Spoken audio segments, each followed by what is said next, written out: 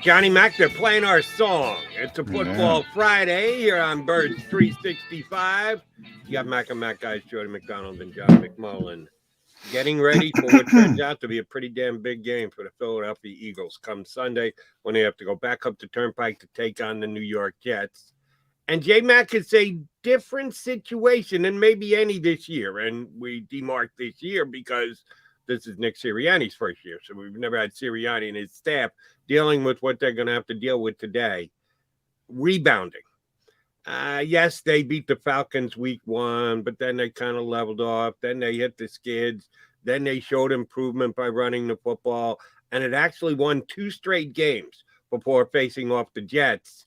And that was a disappointing loss. So I would say this is the biggest rebound game the Eagles have had to play this year, which is a little different than getting ready for every game. They have not faced it before this year. Why should Eagle fans think that this team, coached by this guy and his staff, can do what they have to do this week to go up the Turnpike and beat the Jets? Well, I'm not sure they should. I've leaned on, and I don't want to foreshadow too early in the show, but I think most people know where I'm going to go as far as predicting the game. To me, it's not even about the X's and O's, the coaching staff. We had Brian Costello on yesterday, and he mentioned the first time the Eagles played the Jets, and Joe Namath is, planning to go, and all of a sudden, pregame warm-up, hurts the knee, and something called Al Woodall is in there, I believe the name was. I don't know. It was Al Woodall. Yeah, he was Joe Namath's backup. I remember that. And so it started. And over the ensuing 48 years, for whatever reason, the Jets have never beaten the Eagles. It doesn't happen that often. I understand it has nothing to do with Robert Saleh. It certainly has nothing to do with Zach Wilson. The vast majority of the players in this game weren't even here for the Luke Falk game, which was the last time the Eagles beat the Jets. But I think you want Robert Stack to explain this game. Unsolved mysteries. The Eagles are going to beat the Jets because the Eagles always beat the Jets. And it might be a crazy bounce of the football. It might be something weird. It might be a pregame injury. But until I see that happen, I can't even get anything else. The Eagles are beating the Jets because the Eagles always beat the Jets. As far as bounce back. So what you're saying is all I have to do is show up. All you have to do is show up. They're beating the Jets. Be careful, MacMan. Nah, I don't believe in jinxes. Yeah, every fan. No, you're going to jinx them. There's no such thing. But as far as obviously that's a little bit of tongue in cheek, but I am serious. They're going to win them because they're going to win the game because they always beat the Jets. But as far as the coaching staff and a bounce back, look, you can have a better opponent to bounce back against. Maybe Houston. Maybe there's only a few teams in the conversation to be the worst team in football. Unfortunately, it is Jody Mack week. I feel for you, brother, but this is not a good football team. So, I mean, from a standpoint of being more talented, the Eagles should also win the game from that perspective. And while I do agree the Eagles are a more talented roster than the Jets, they're a more talented roster than the Giants, too. That's true. That's true. We don't have to really the best reach team back. Doesn't always win. Right. We don't have to reach back into the recesses or our memory to remember when the Eagles lost to a team that they were more talented than. It was exactly 5 days ago in that same exact stadium where they'll be toiling on Sunday. It isn't just take the 2 rosters, put them next to each other, measure them against each other, and circle one. If it were that easy, then the Eagles would beat the Jets by double-digit points, and you'd move on to the next week, which is a bye week. And we've never had a Nick Sirianni team going into a bye week as well. You noted yesterday here on the show that Wednesday they went walkthrough rather than a full practice. They had what I assume was a full practice yesterday, and you were down there for part of it. It seemed like any of the post-practice interviews, anything I read as far as quotes go, they seem to be handling the loss well and seem to be in a good mindset. Could you pick that up at the short amount of time that you had to view practice yesterday? Yeah, I mean, I did a couple of us were standing there shooting the breeze. That seemed to be a lack of juice. I will say that. But it's in interconference SPO. It's not this time of year, and it's after the bye. You see, obviously, it's all NFC East. Last week was NFC East, and all of a sudden you got in the middle. A game against the New York Jets, and this is that 17th game. That's the reason it's on the schedule. I didn't see a ton of juice, you know, but that kind of stuff can be overrated. I saw no panic either, so you can kind of go down both roads as far as where this team is. I do think they're very confident, and maybe it stems from that. And they're upset that they lost to the Giants. They know they shouldn't have lost to the Giants, but I think they look at it and say, 4 turnovers, flush it, as Jalen Hurts says all the time, and go on to the next one. And I think that's what they're trying to do. And Jalen Hurts limited yesterday in practice, but after the stance and the statement that he made yesterday, we believe he's going to be the starting quarterback and good to go. Now, there's always a chance he goes in there and tweaks his ankle in the first series of plays, and then all of a sudden you got yourself a Gardner show. But we don't know that until it happens. But he is the injury that we've kept our closest eye on. It was good to see Miles Sanders back in there. He spoke to the media yesterday, said he's perfectly fine and good to go. But Jordan Howard has not made it back out onto the field just yet. And oh, by the way, Boston Scott has not practiced either the walkthrough on Wednesday or yesterday's practice because of illness. Now, if it was COVID related, I think they would have been obligated to report it that way. So he's got something else, flu related or whatever else. Didn't know that still existed, but here we are. That you can actually get sick and not have COVID in 2021. All of a sudden, the Eagles' running game, which we believe they will probably attempt to lean more heavily on than they did in the first half last week against the Giants, it's got to come into question with a couple of the key members not being a given to play as of Thursday before a Sunday game. Are we right back to week one that it's Miles Sanders, Kenneth Gainwell, Boston Scott watches from the sidelines, and Jordan Howard is somewhere up in a booth watching from above? Well, I do think Jordan Howard's not going to play. So I do think he's out of the equation, and it makes some sense. With the bye week coming up, you have the extra week, and hopefully you get him up to speed for the final 4 games in division, as I said. Johnny, if you don't mind me interrupting, I'm going to ask you a question off that. Are the Eagles in a position to even have that mindset? Well, we've got the bye week, so let's see if we can give them the extra week. Aren't they like desperate to win here? They are. They are. And I was going to say that, probably if Jordan Howard was healthy, they'd be doing the same thing with Miles Sanders. And they'd let him rest through the bye week, but they can't. So Miles is going to play, and you could hear some doubt in his voice. To me, it's not about starting with Miles Sanders. He's going to start. Is he going to finish? Is he going to be able to finish the game with his ankle? If Jordan Howard were healthy, I think they'd be doing the same thing with Miles Sanders. I don't think they can do the same thing with both, and that's where the sense of urgency is. Miles will be up, and he'll be out there, and he'll try to go. Ultimately, I think Boston Scott's going to play, but that's just, he doesn't have COVID. So whether it's a flu or something, many players have played through the flu over the years. He might not be 100%, but I think he's going to play. So I think you're going to see a lot of Miles Sanders and Boston Scott, and hopefully Miles Sanders can finish the game. And that's the bigger thing with all those guys. But I think the biggest, and by all those guys, I mean Jalen Hurts and Jason Kelce, because they're going to play too. But are they going to finish? Are they going to be able to finish the game? I would say of the 3, I would say I'd be most concerned about Miles Sanders. Understood. So if their running attack is what it is, as far as health goes, you're prognosticating that Jordan Howard won't be good to play. Miles Sanders will. Boston Scott will. So it'll be Scott and Sanders and mixing a little Kenny Gainwell coming out of the backfield for an attempt at a pass or two. Still going to run for 200. I'll take the under on the Eagles. I'm going the under for the reason, though, different reason. Not because of the running backs, because of the quarterback.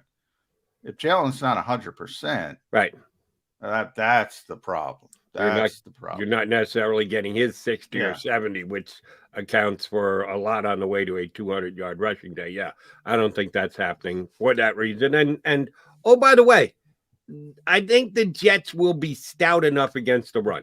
I don't think the Eagles will just pound it down their throats the way they did the Lions and some of the other teams. I don't think the Jets are going to stop them. I don't think the Jets are going to come out and on the first two Eagle possessions, they're going to get 3 and outs when the Eagles try and run the ball. But they're not god-awful against the run. They're not good, but they're not god-awful either. So it comes down to a question of to run or not to run. That is the question. How much does Nick Sirianni get back to leaning on the run, which you're right, includes, I don't know how many Jalen Hurts direct run calls that he's going to factor in, but Sanders and Scott and maybe a little Gainwell mixed in. Last week, I think they tried to open things up a little bit, at least in the first half. They thought coming in, all right, we're better than the Giants. We don't have to just stick to this. We can have a more balanced offense. We can throw the ball a little bit more. Didn't quite work out in the first half. Didn't work out in the second half either, truth be told. Jalen Reagor can't catch. But there was, I think, a little bit more of a return, and they were, I think they're kind of lucky. Well, but then again, the Giants offense stinks. The game was still within their grasp, but they second half starts, you can come right out and do exactly what you do because of the scoreboard. It tells you that you can do just that. So it wasn't a good overall game for the Eagles offense anyway you slice it.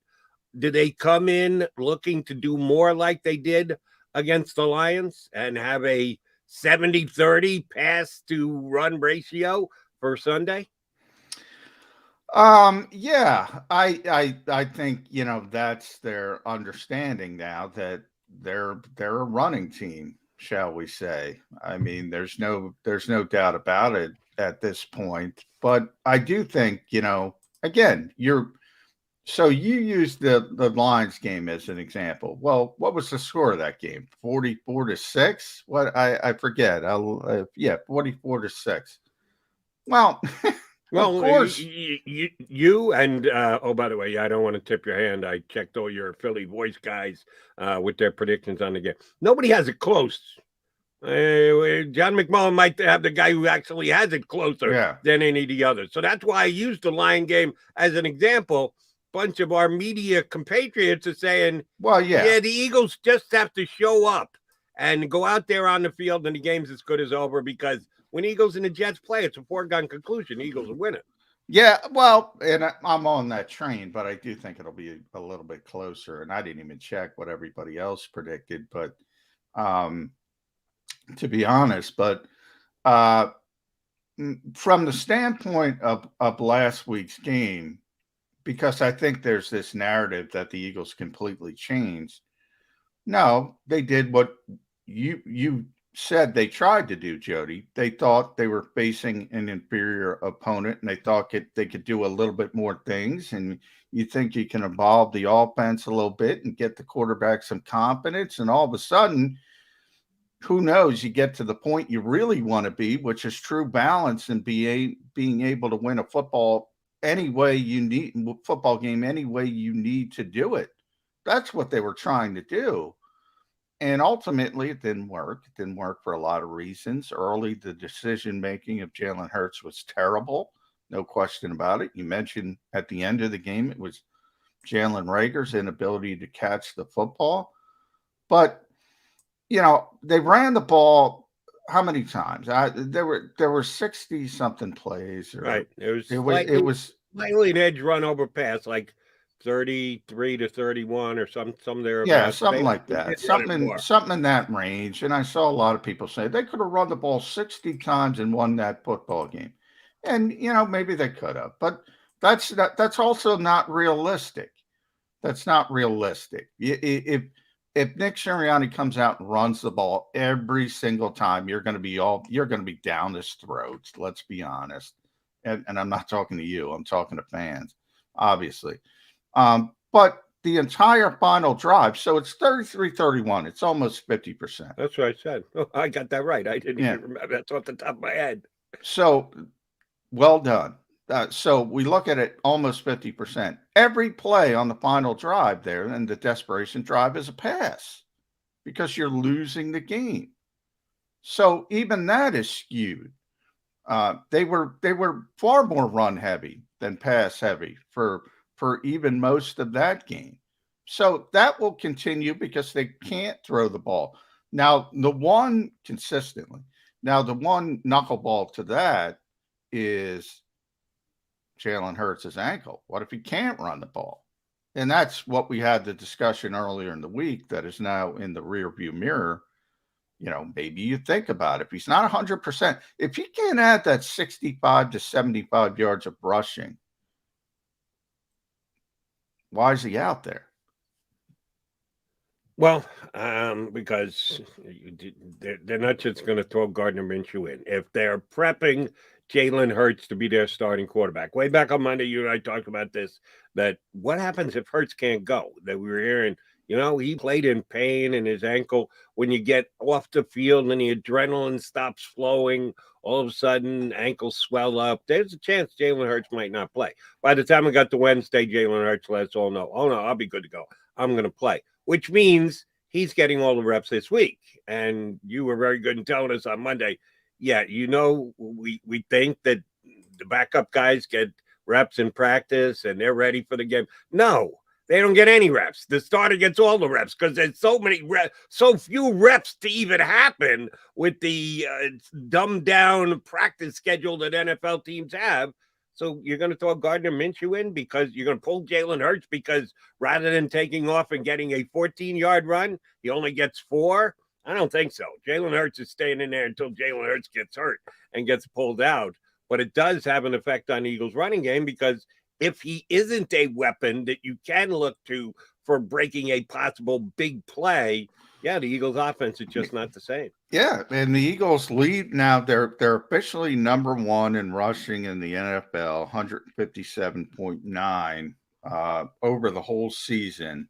And you can imagine, 157.9, take away 60 yards off of that. Average. Yeah. Average. A little bit below average, maybe. The Jets ranked 27th in rush defense. They give up 128.7. And that's bottom 5, 128.7. So without Jalen Hurts, people talk about the Eagles running game. Miles Sanders mentioned yesterday. Look, I'm with Miles Sanders. That offensive line is great. And a great run blocking offensive line, especially because Landon Dickerson is already top tier at that part of the game. His issues are pass protection. Same thing with Jordan Mailata, as a matter of fact. When Jordan has trouble, it's on pass protection. It's not run blocking. He's great at it.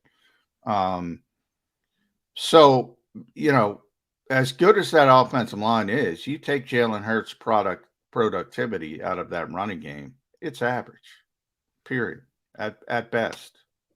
And that has more to do with the running backs. We will see if Nate Herbig can go without drawing any penalties this week. He's back at the position that Johnny Mack tells us he's best at.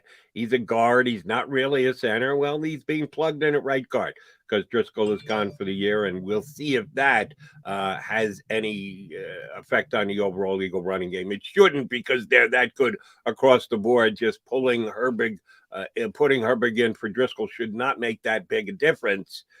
Don't sleep on Sua Opeta either.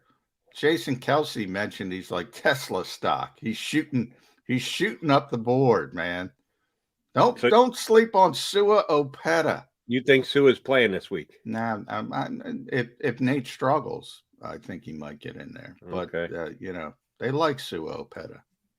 Well, we'll see how much they like him if they put him in the game on Sunday. All right, he's John McMullen. I'm Jody McDonald. It is a Football Friday. So on a Football Friday, we look to add one of our usual elements to the show, and that's Game Day Kracz. Where is Ed Kracz when you need him? We hope he's coming up next. He hasn't up to board the stream yet, but we're banking on him doing just that right here on Birds 365.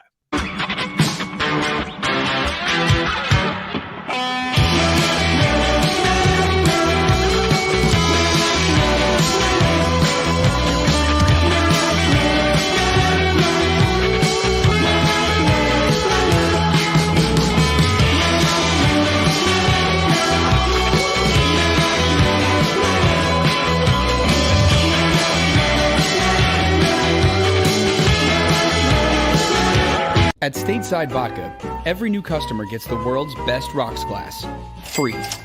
What's that? A rocks glass? You're telling me that bottle is cut in half? You could say that. Holy shit. And you're telling me I can get one of these glasses for free? That's right. One free rocks glass per customer with each first-time purchase of Stateside Vodka. So good, it just disappears.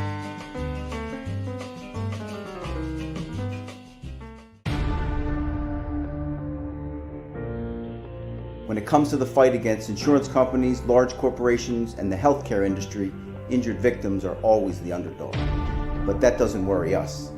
At Messa & Associates, we're an injury law firm from Philadelphia, and we come to fight. Our clients know that they've got representation with a chip on its shoulder, and it's the same chip that makes Philly the toughest city in the country. Call 215-568-3500 or visit us online at messalaw.com. Messa & Associates, the toughest injury firm in Philadelphia.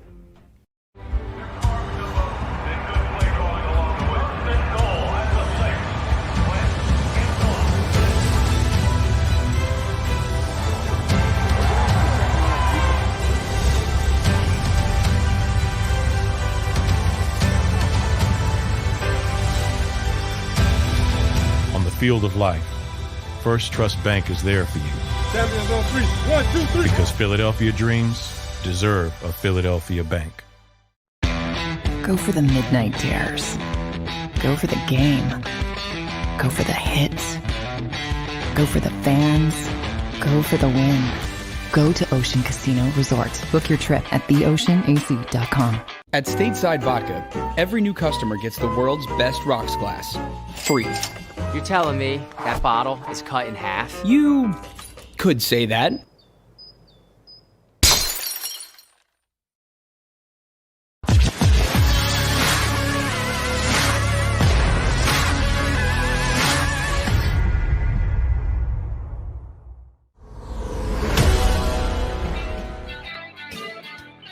It's a Football Friday here on Birds 365. Thanks for streaming in with us. And while you're at it, look at that smiling, happy face. There's the reason that you need to like this show right now. Hit that like button because we've got the handsome Ed Kracz, Game Day Kracz, joining us here on Birds 365. You look like you're ready for some football, Kracz. I'm always ready for football, Jody. Yeah, look at that. Wow. Yeah, man. That is some morning excitement. We needed that. I said, not a lot of juice down at practice yesterday, Ed Kracz. You getting that feeling this week? Got all these NFC East games, and they're in the middle, like a little desert island is the New York Jets.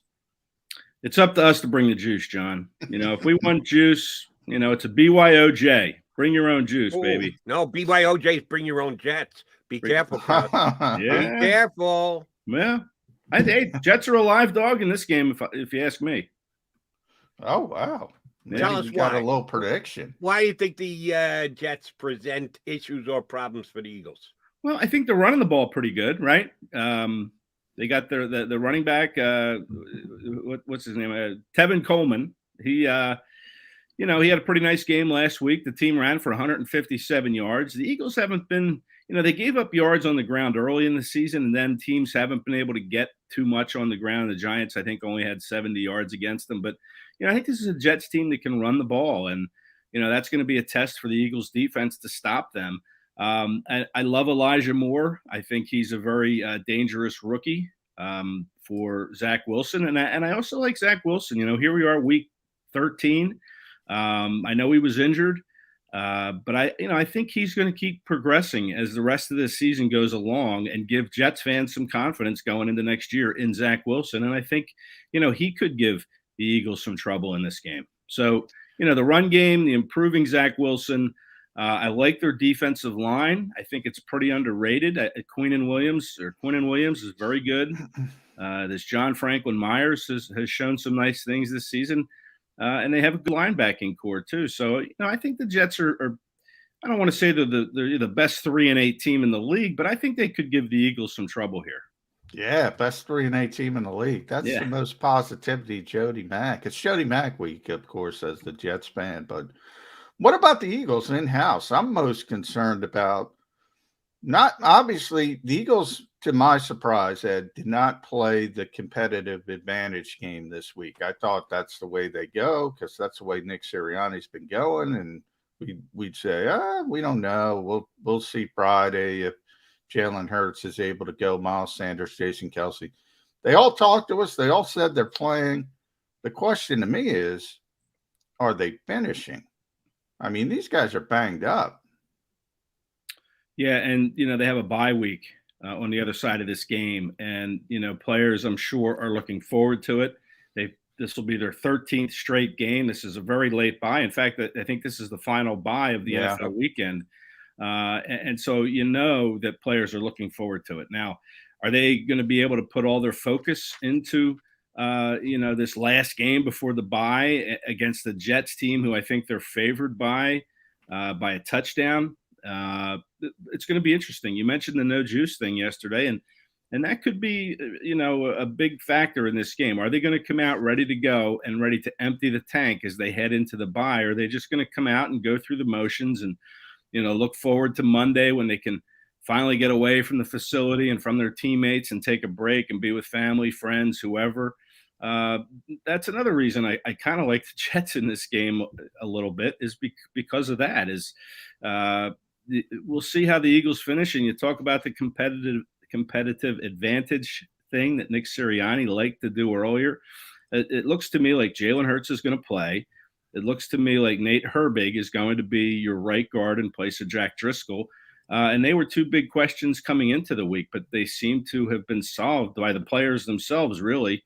The offensive line has talked about Nate Herbig at right guard. Jalen Hurts himself said his ankle's fine, he's going to go. And even Miles Sanders came out and said that his ankle is good enough to let him play Sunday, but we'll see how effective him and Hurts can be on these ankle injuries. Here's a defensive scheme question for you. You mentioned Elijah Moore, and the rookie wide receiver has had a nice start to his career with the Jets this year, but the Jets are down wide receivers for this game. Corey Davis from the Titans, their big free agent offseason acquisition, not going to play. Keenan Cole, they got as a free agent during this offseason, also out, COVID issues. So the Jets wide receiving core is not as good as it can be.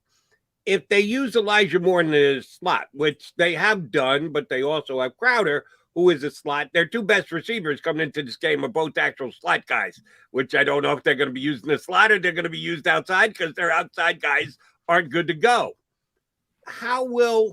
I know Darius Slay always wants to play the other team's best wide receiver, and they've given him a chance to do a little of that here in the second half of the season, not so much in the first half.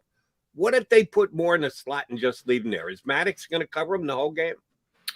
Well, I would suspect Maddox would cover him. Maybe you kind of mix and match corners. But listen, Maddox has had a very nice season as well. I think he's capable of covering just about any slot receiver in this league.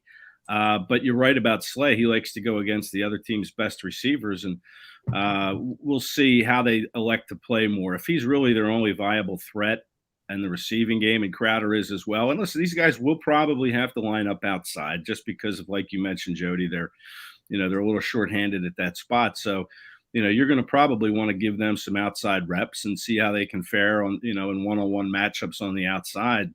But I would suspect that, Maddox would cover more, and maybe even bring a linebacker in to help with that, or a safety, kind of double him as he heads out into his route. But, listen, Moore's the kind of receiver I think that the Eagles hoped they were getting in Jalen Reagor, and it just hasn't worked out that way.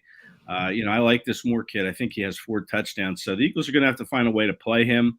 I think they'll initially start with Maddox on him and see how he fares. And if he needs help, they'll give him help. But yeah, they're going to, when you mark the other team's weapons, Elijah Moore checks a big box. And I think Tevin Coleman does as well, covering him out of the backfield and in that run game. 157 yards by a Jets rushing offense last week is pretty significant. And if they can continue to grow that, then they might have something here. I would argue Houston Texans, though, would be that context, at least a little bit, Ed. And obviously Michael Carter's injured. He was a big part of the Jets offense. But the biggest part is obviously the quarterback. And they've had so many issues at the quarterback position, played 4 different guys, including our old friend Joe Flacco. Zach Wilson is back healthy. He's the guy. I think it's interesting because the Eagles love Zach Wilson. And if you go all the way back to the draft, sort of the first linchpin to the move back before they came back up, remember they went down in the draft. They knew there was going to be a firewall between them and Zach Wilson, and they couldn't get him. Now, we had Brian Costello on earlier in the week from the New York Post. A lot of similarities between Zach Wilson and Jalen Hurts in this way. He says he's good off platform. He makes some unbelievable throws, but when he's asked to play in the structure of the offense, he hasn't performed well. Sound familiar? That's what the Eagles are dealing with. Yeah. Well, listen, again, Wilson had some injury time this year, and that might have kind of set him back a little bit. I mean, I think he's a quarterback that can grow within the structure of the offense, just like I think Jalen Hurts can grow within the structure of the offense. And it's a situation where it's not going to happen overnight for either of these players, especially when you factor in the injury issue with Zach Wilson. So I just, I think over these last, what do the Jets have? They're 3-8, so they have 6 games left. I think if they can keep Wilson healthy, I think you're going to see him improve as the season goes on, because you're right. The Eagles really liked him. They saw something in Zach Wilson that probably would have let them draft him had they been able to get in position to do so. But they weren't. He's with New York, and I think he's in good hands with Mike LaFleur and an offensive structure that he's going to grow into. All right. Different people have different opinions on this. So I want to certainly get yours, Ed, and John, if you want to chime in, feel free to. How much does Joe Flacco help the Jets this week as an advanced scout? They're hoping Joe doesn't have to play. They're hoping Wilson plays and takes every snap, and Joe gets to just hold on to a clipboard, maybe wear a ball cap. But this, like right now, today, tomorrow, leading into the game on Sunday, how much can Flacco help out with information on the Eagles, their play calling, their verbiage, what they try and do, the talent of the players that will be playing against the Jets on Sunday? Some people think that that's something that only the smart teams and the best teams take advantage. And other people say poppycock. They don't know. They changed a couple of signal calls. There's no advance notice in this league. How do you think Flacco has an effect on this game on Sunday? Yeah, I think he'll have an effect. I mean, we talk about this all the time when players from other teams join the opposing team and what kind of intel they can impart. And I think, at most positions, it's a pretty limited base. But with Joe Flacco, he was the quarterback in this system. He knows, the strengths of this receiving core, the weaknesses of this receiving core. He does know, the basic scheme of the offense. And I think that's a valuable resource. And I think Robert Saleh is a good enough coach to be able to pick Joe's mind and find out what the Eagles do and what they don't do. And I think that will be a benefit to them, even though he probably won't see the light of day during the 60 minutes of the game. But behind the scenes, I think he'll be a very good resource. I'd be interested to see what John thinks about that. It is interesting because Robert Saleh got asked that very question by our buddy Martin Frank on the conference call. And Robert's like, not that big of a deal. He downplayed it? Yeah, he really downplayed it. And I don't think it's because of Joe Flacco. I mean, Joe's a veteran guy. If anybody knows this system, it's probably Jalen Hurts raves about Joe Flacco when he was here and his sort of veteran wisdom as the soothsayer. But I mean, the Eagles' offense is pretty stinking simple. So I think, Robert Saleh can put the film in and he knows what they're doing. The problem is, can you stop it? Because the quarterback adds that extra dimension to the run game.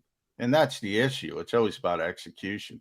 So, maybe if Gardner Minshew was in the game and it was a little bit more open as far as the passing aspect, maybe it would be a bigger edge or advantage because Joe would be that type of quarterback, just dropping back and throw.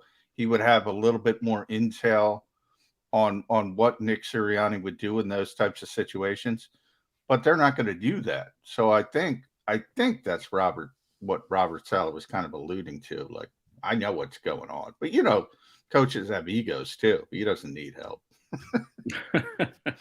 See, I would have Joe sitting right next to me in the film room and have him watching film right with me. And yeah, we have to stop it, but how can we make our cornerbacks play better? Or what kind of leverage situations can we put them in that will help us here? And, maybe Joe helps in that regard, but maybe it's the old competitive advantage for Robert Saleh. Yeah, maybe downplayed it on purpose. Yeah, downplaying it on purpose, whatever. But, Joe's a smart guy. He's been around the league a long time. I think you would be foolish not to pick his brain. All right, Ed, Eagles last week ended up running the ball more than they were passing it, even though you listen to some of the critiques. How did they get away from the run? Well, they really didn't. The Giants just did a good enough job blocking it. And when Jason Kelsey is out there, damn if that isn't a domino effect. When he leaves, it seems like everybody else gets a little bit lesser on that offensive line. Assuming help from Kelsey, even though he didn't practice yesterday, he does get back out there quicker than any other offensive lineman I know. How balanced do you think the run-pass ratio is this week? 2-1, even more so than that? Will they attempt to run the football down the New York Jets' throats on Sunday? Well, it's going to be interesting to see how healthy their backfield is. Jordan Howard doesn't look like he's going to play. He's still not practicing. Miles Sanders is gimpy with the ankle. Boston Scott has had an illness the last couple of days. He hasn't practiced. It's a non-COVID illness, but, who knows how healthy he'll be on Sunday. And then you have a rookie, Kenny Gainwell, and of course Hurts is going to do what he does. He'll run for 50-plus yards, whatever. But, yeah, it's going to be interesting to see how healthy this backfield is. And, look, we saw everybody was, all giddy about this run game and, it's running for over 200 yards and doing things that we haven't seen an Eagles offense do in over 50 years by running the ball. But I think that they're going to try to pass it again. I think they're going to want to get Jalen Hurts to get rid of this bad taste in his mouth from his 3-interception game last week. And I think they're going to look to throw the ball more. I think they're going to get Dallas Goedert involved. I think the Eagles kind of got stung last week with this passing game that really was stuck in the mud. Devontae Smith was targeted twice. Dallas Goedert had 3 targets, 1 catch, 0 yards. I mean, that hurts. And I think they're going to want to come out, no pun intended on Hurts, but I think they're going to want to come out and get Jalen Hurts involved in this offense from a passing standpoint and show that, last week was an anomaly because the Eagles did run for over 200 yards last week. But we saw there's more to it than just run. You have to be able to throw the football, and they couldn't do that last week. And, give the Giants credit. They only rushed 4 on a lot of their pass plays, dropped 7 into coverage, did some things to take away what Jalen Hurts was used to seeing. And then another thing they did was they hit him after he would do those RPOs and hand the ball. They would still hit him and make him feel that they were playing him. And I think the accumulation of those hits and that defense caught up to Hurts. So I think the Eagles are going to try to run the ball. I don't know who they're going to hand it off to on a consistent basis because of this situation in the backfield. But I think the Eagles are going to try to throw the ball and prove that last week was an anomaly. And they're going to want to get Devontae Smith and Dallas Goedert involved. Now, I know the name I didn't hear there, Ed. Jalen Reagor. I did not hear Jalen Reagor. He's going to play because he gives the Eagles the best chance to win, according to Nick Sirianni. Right. At what point do you have to pull the plug on Jalen Reagor? Well, I don't think they'll pull it this year. I think there's a good chance it gets pulled in the offseason. It's going to be a tough situation to try to trade him unless he builds up his stock a little bit over the final month and a half here. But I just don't see how you can go back to him and count on him to make a play. Maybe they'll try to get him a little more involved in the run game, kind of like they did a few games ago. And with this backfield being in the shape that it's in, maybe they'll try to get him started on the ground. But, to put him in a high leverage situation, I think he has to rebuild that trust and that confidence somehow. Because as Nick Sirianni also said, this is an offense that runs through 6 and 88, Smith and Goddard. For some reason, the game plan didn't lead them to those two receivers, and they went to Jalen Reagor. And again, probably credit to the Giants. They took away some things that Smith and Goddard were used to doing, and that left Reagor as really the only option. And he showed that he's not ready for that type of situation yet. And it's going to take him, I think, some time to rebuild the trust from the coaching staff and maybe even from Jalen Hurts to go back to him. So I wouldn't expect a high volume target game from Jalen Reagor, but I would think that maybe they'll get him involved in the run game a little bit more, especially given how this backfield is with the injuries and the illness and whatnot. All right, Ed, the first time on this week for you, John and I talked about Jalen Reagor on an item yesterday. So I've got John's opinion on it. I need yours. If we can all agree that Reagor's play Sunday against the Giants was less than stellar, or in other words, he sucked. If there's 100% blame to give out on his god-awful game against New York last week, what percentage does Jalen himself take? What percentage does his quarterback take, who continued to throw the ball to him, even though he had proved he can't catch it? What percentage does Nick Sirianni take, because he keeps feeding Reagor reps? And if he's out there and the defense says, we dare you to throw it to him, yeah, the quarterback just might pull the trigger. And what percentage does Howie Roseman et al., the entire organization, that they didn't provide the coaching staff with other options? John has made it blatantly clear to me that Greg Ward can't play, that he's just not good enough, that he doesn't fit their system, that they're afraid to put him out there on the field. Well, Howie Roseman gave him this group of wide receivers. So of the 4 areas where I think blame could be shared, Reagor, his quarterback, his coach, the organization, how would you break down the 100% of Jalen Reagor's failure last week? I'd put it on Reagor at the top. I mean, I'm not real good with percentages. I could give you percentages, but chances are it won't add up to 100, or it'll add up to 133. We round off here on Birds 365 all the time. Just get close to 100, Eddie. We won't knock you. I'm gonna give. All right. I'll try to make this easy for me. 50% on Jalen Reagor. Listen, you have to catch football.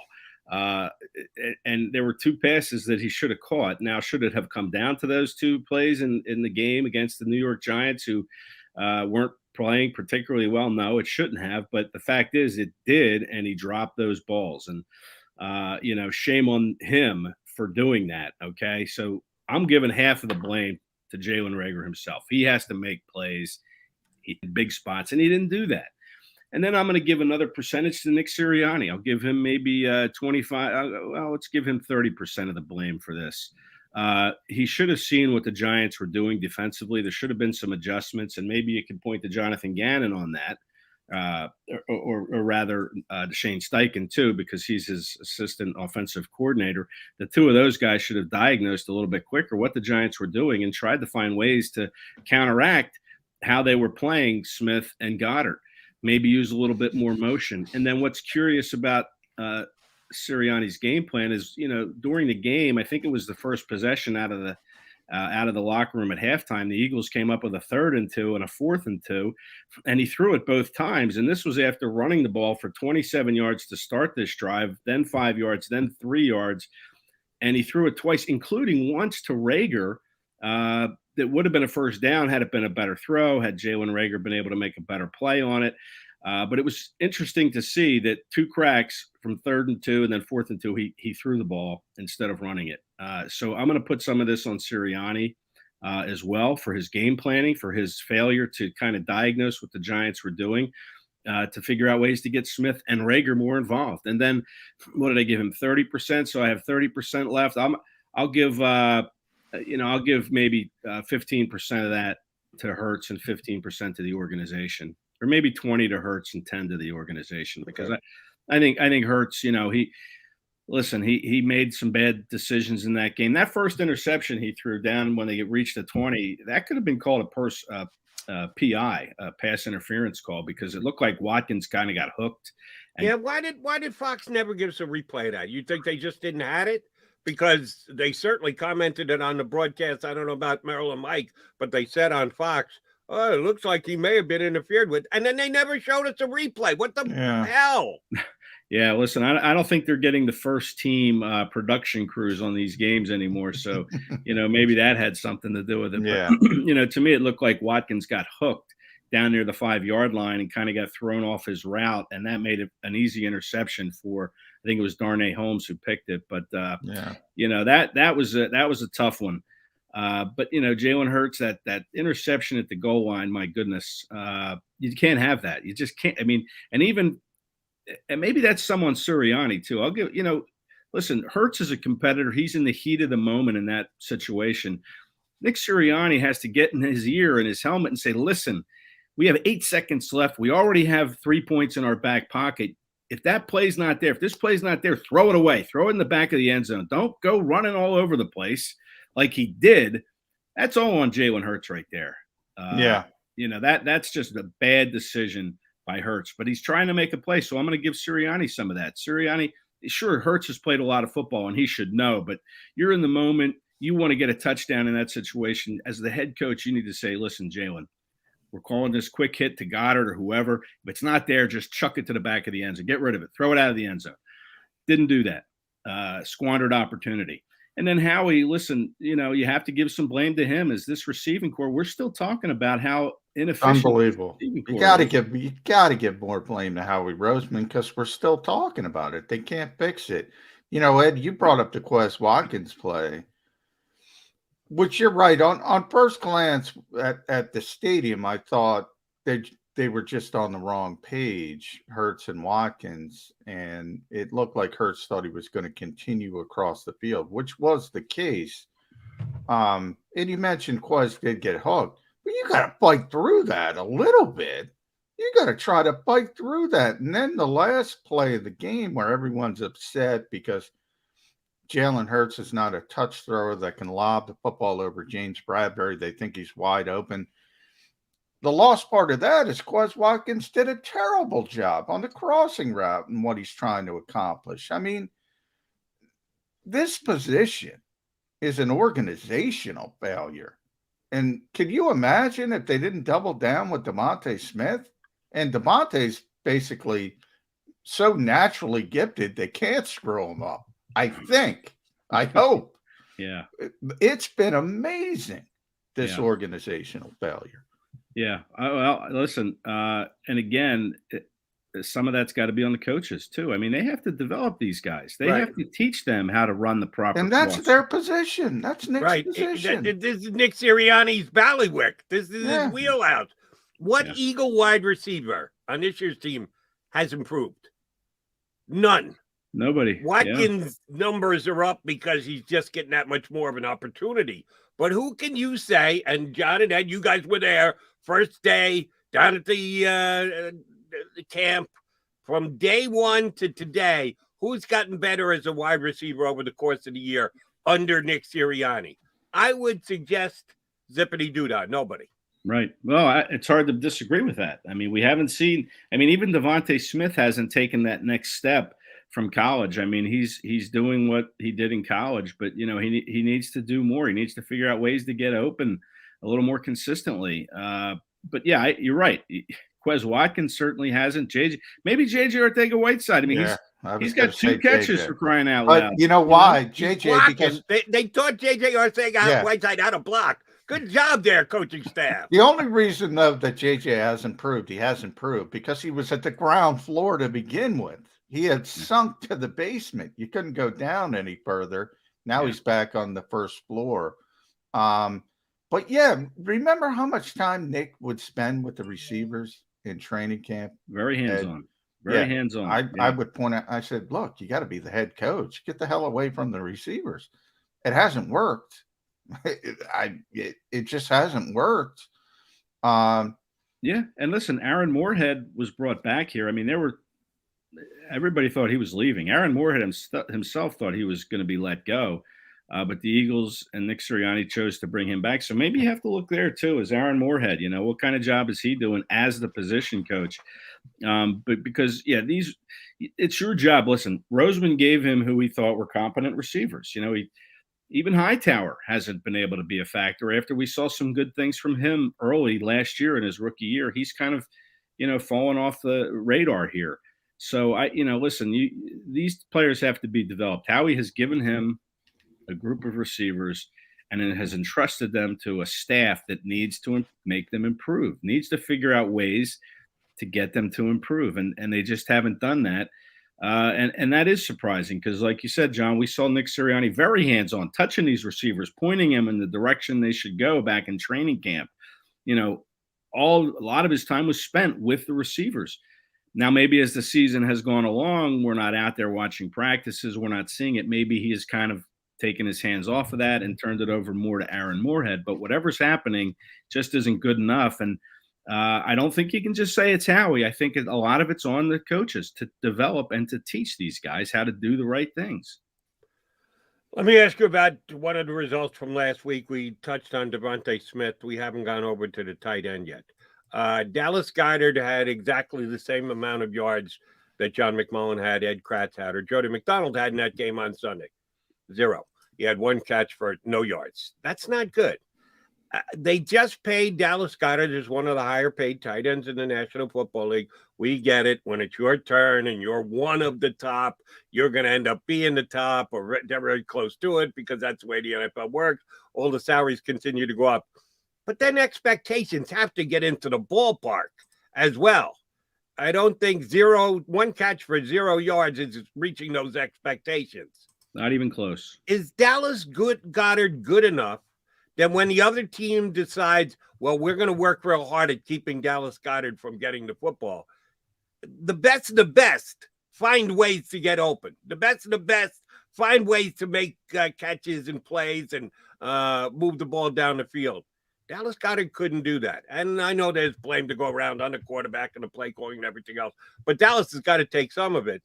How disappointing was Goddard's basic shutout last week, knowing that the Eagles are committed to him for many millions for years to come? Yeah, listen, I think he can get open. I think he can run routes, not as well as Zach Ertz can, but he learned under Ertz. I think he's capable of getting open. And, I think he was left in the block a lot this past week for whatever reason. I think he did a lot more blocking than he did running pass patterns. But, he has to be involved. I'm not sure he was that involved in the game planning for the passing game for whatever reason. But I think he can get open. I think he's good enough to be able to get open. But again, I think it just comes down to the game planning with him, and they just didn't involve him much in the offense. I mean, 3 targets, that guy should be getting, 5 to 10 targets every single game. It just didn't happen for him. And I think that's on the game plan, because I think Goddard can get open if you let him go out there and run patterns. But I think they left him in the block a lot. And he talked about that. He said that he was pretty heavily involved in the run game. And, I'm not sure how often he went out for passes in this game. Yeah. Last one from me, Ed. And before I get to it, I want to mention, obviously, Ed and myself at SI.com's Eagle Maven, SI.com/NFL/Eagle Maven, or just EagleMaven.com. Ed, we haven't talked about the defense much this week at all. Is that because of all the issues on the offense and everything to talk about there, or has Jonathan Gannon settled this group down to where you say, there's some talent issues we know on the back seven, especially at linebacker and safety. But for what they have, this is turning into a pretty good group. Is that where we are? 11th ranked defense in the NFL as I look at it right now. Yeah, very good against the run as well, which will be a nice test for the, against the Jets. But yeah, I think that this was an offensive game. I mean, and literally and figuratively, I mean, this was offensive to fans who had to watch this Eagles offense struggle for 3 quarters and 5 seconds before they figured out how to score a touchdown. And I think that's where the biggest disappointment lies. So yeah, the defense does get overlooked in this case. All the attention is on the offense, and 7 points in a modern NFL football game, where all the rules are slanted toward the offense. You should score more than 7 points. Jalen Hurts has 3 interceptions. That's certainly been a huge talking point. So yeah, the defense has been overlooked. Has it stabilized? I mean, they certainly played a very good game. They are playing well. I'm still concerned with Alex Singleton. I did a story on him, and he's their leading tackler again. He's going to lead this team in tackles for a second straight year, but a lot of those tackles are after some yards have been gained. So I'm still concerned that not having, and I never thought I'd say this, Davion Taylor available would hurt this defense. So listen, they should play well against the Jets again. I don't think this is going to be a real high scoring game.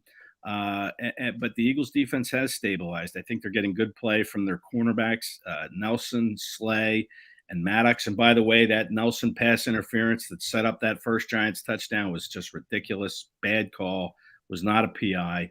But I like the way Nelson is aggressive. I like the way the cornerbacks are playing. And we've seen Fletcher Cox kind of up his game since this trade deadline passed. He's been more of a factor.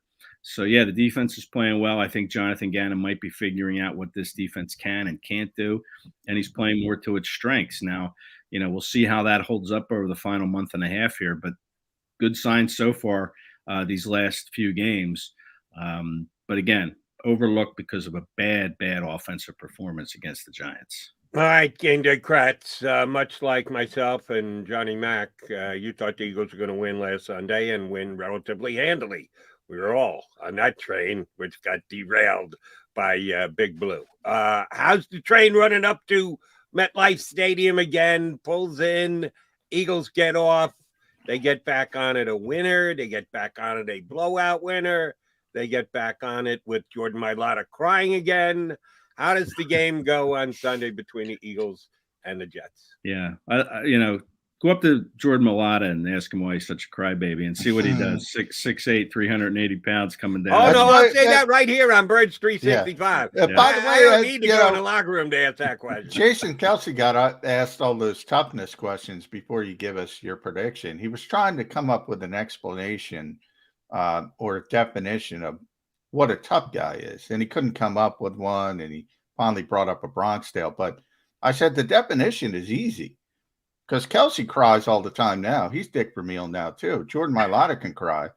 And nobody's going to go up to him and call him a crybaby. That's a tough guy when you can cry at any moment. And everybody knows, guess what? That guy can still kick my ass. That's a tough guy. Yeah, those guys wear their emotions on their sleeves, both good and, in the crying realm. But, yeah, my prediction, listen, these two teams scrimmaged against each other in the summer. That's kind of been a big talking point this week is how much, you take away from that. And, I don't really think you can take much. But, Alex Singleton made a good point that it got chippy in those practices back in August. And, he thinks that it's going to be a pretty chippy game this week as well. He's not saying it's going to be and he said this, a full out, all out first quarter brawl or anything. But he said there's going to be some chippiness in this game left over from the summer. But I think, listen, I'm tempted to take the Jets, but I'm going to go with the Eagles in this one. But I think the Jets. I thought you were leaning Jets. I know. I do think the Jets are going to cause the Eagles problems here, just because of some of the personnel issues I mentioned earlier. But because the Eagles are going into a bye, I'm sure they're really looking forward to it. Are their minds going to be right? But I think that last week's slap in the face against the Giants is going to kind of refocus this team, at least for this week, and show that last week was an anomaly. Jalen Hurts isn't a 3 interception a game quarterback. He's done a pretty good job taking care of the ball all season until last week. But I think kind of the way they lost that game, had the Eagles won last week, maybe I'd feel differently, but I just think that they're going to want to come out and prove that they are a better team than what they showed last week. And are the Jets going to be able to keep up? I don't think so. I think the Eagles will win the game. I think they'll put up 23, and I think the Jets will put up 17. So I'm going to go Eagles 23, Jets 17. Okay. And that means the Eagles are at least in part lifted to victory by the special teams player of the month in the NFL. Yeah. You got 3 Jake Elliott field goals in that 23 there, Kracz? Or a missed PAT, Jody. He's the special teams player of the month. He can't miss a PAT now. You know how these kickers are. They're, you just never know. It's all mental. How comfortable are they in the mental December's a different space? story than November, huh? Yeah. So, listen, I'll say positively, yes. 3 Jake Elliott field goals. It won't be a missed PAT. Very good. All right, Eddie, always a pleasure, buddy. Thank you much. We'll be reading you after the game on Sunday. Thanks for coming on with us. That is Ed Kracz here with us on Birds 365. Yeah, I'm with him.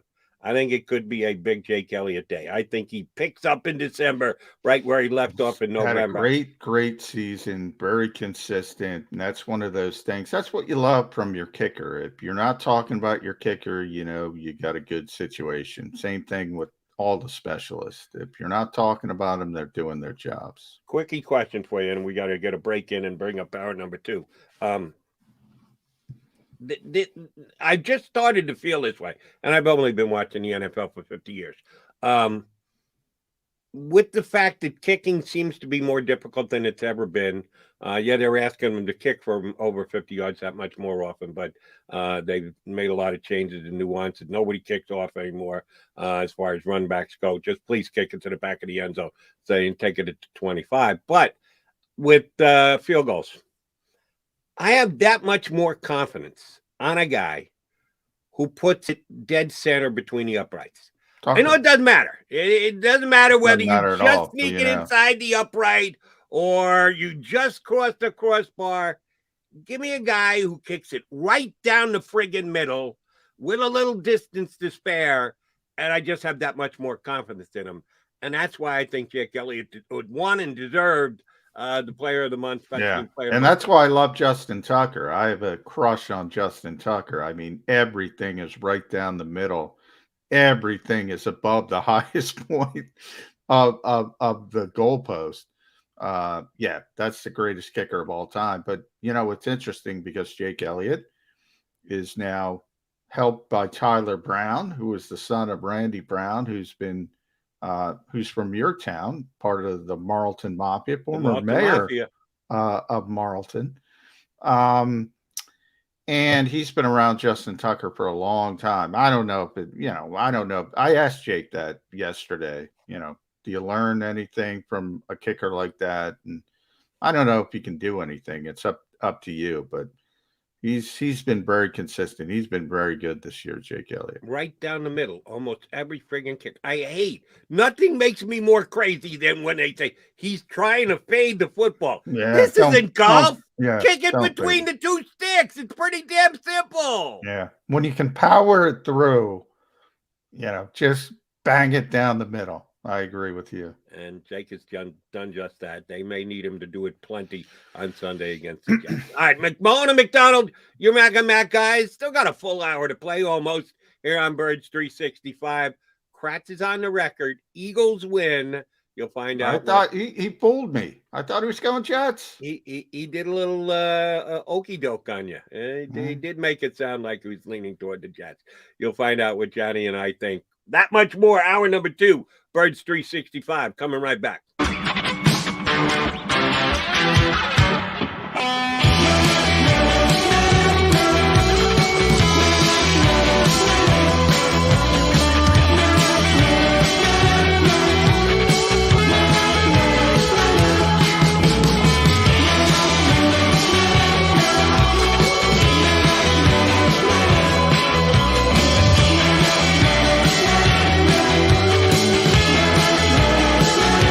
At Stateside Vodka, every new customer gets the world's best rocks glass, free. What's that? A rocks glass? You're telling me that bottle is cut in half? You could say that. Holy shit. And you're telling me I can get one of these glasses for free? That's right. One free rocks glass per customer with each first-time purchase of stateside vodka. So good, it just disappears.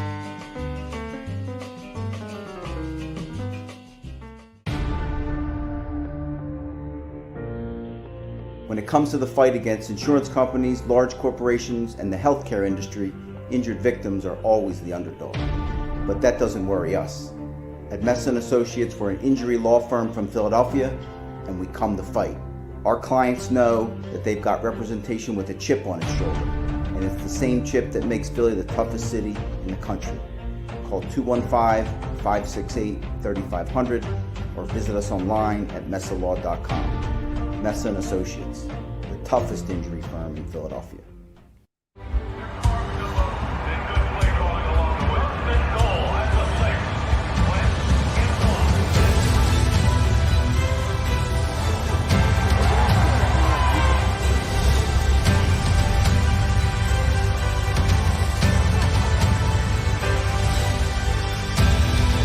On the field of life, First Trust Bank is there for you. Champions on three. 1, 2, 3. Because Philadelphia dreams deserve a Philadelphia bank. Go for the midnight dares. Go for the game. Go for the hits.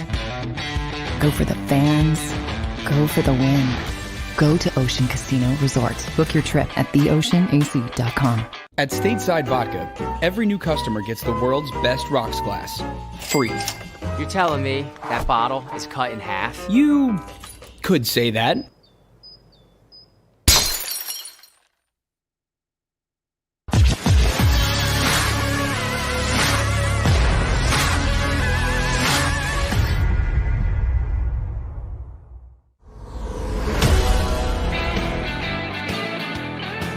He's John McMullen. I am Jody McDonald. That would make us Mac and Mac, and that would make us Birds 365 here. Getting ready, getting you primed and prepped for the Eagles and the Jets.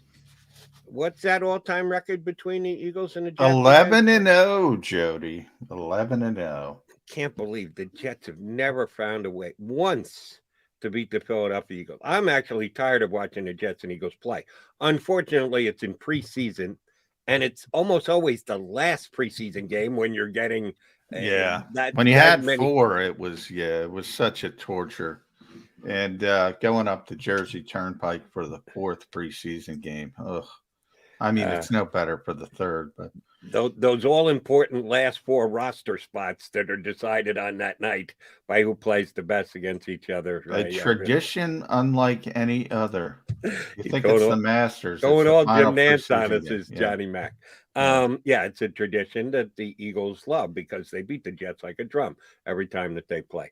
Might be a little bit different this week, but I don't want to get ahead of myself. Before we get back into the Eagles and the Jets, you watched Thursday Night Football last night? I did, and I'm gonna confessional time.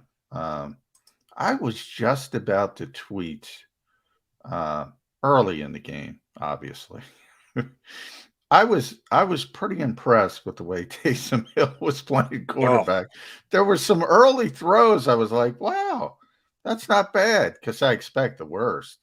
And then by the end, he's just throwing the ball all over the place.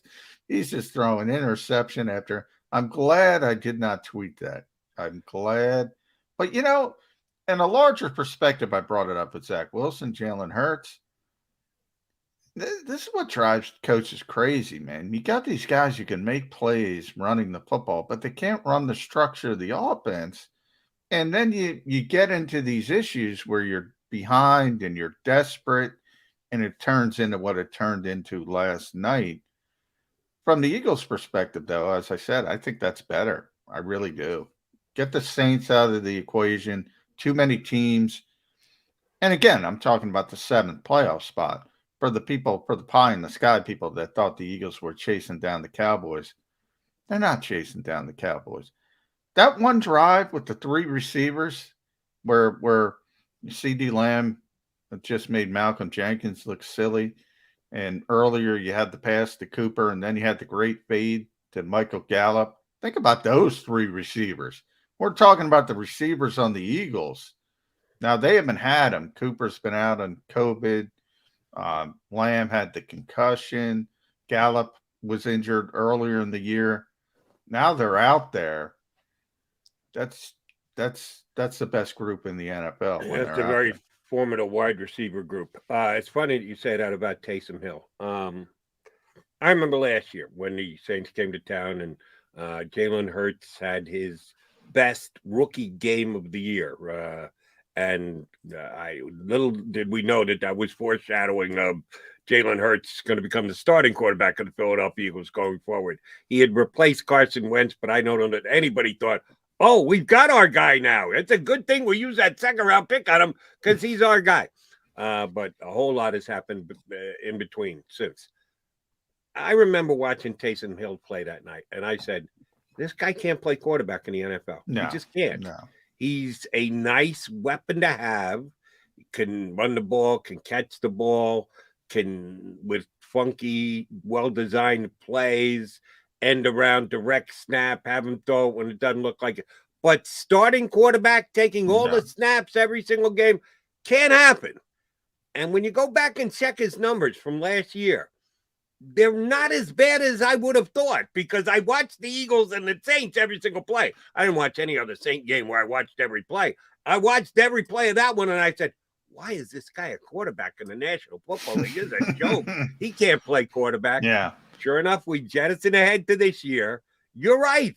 He did not play badly early. He made a couple of nice throws. Yeah, and that's the problem. Up his finger, and it was interception after interception after interception.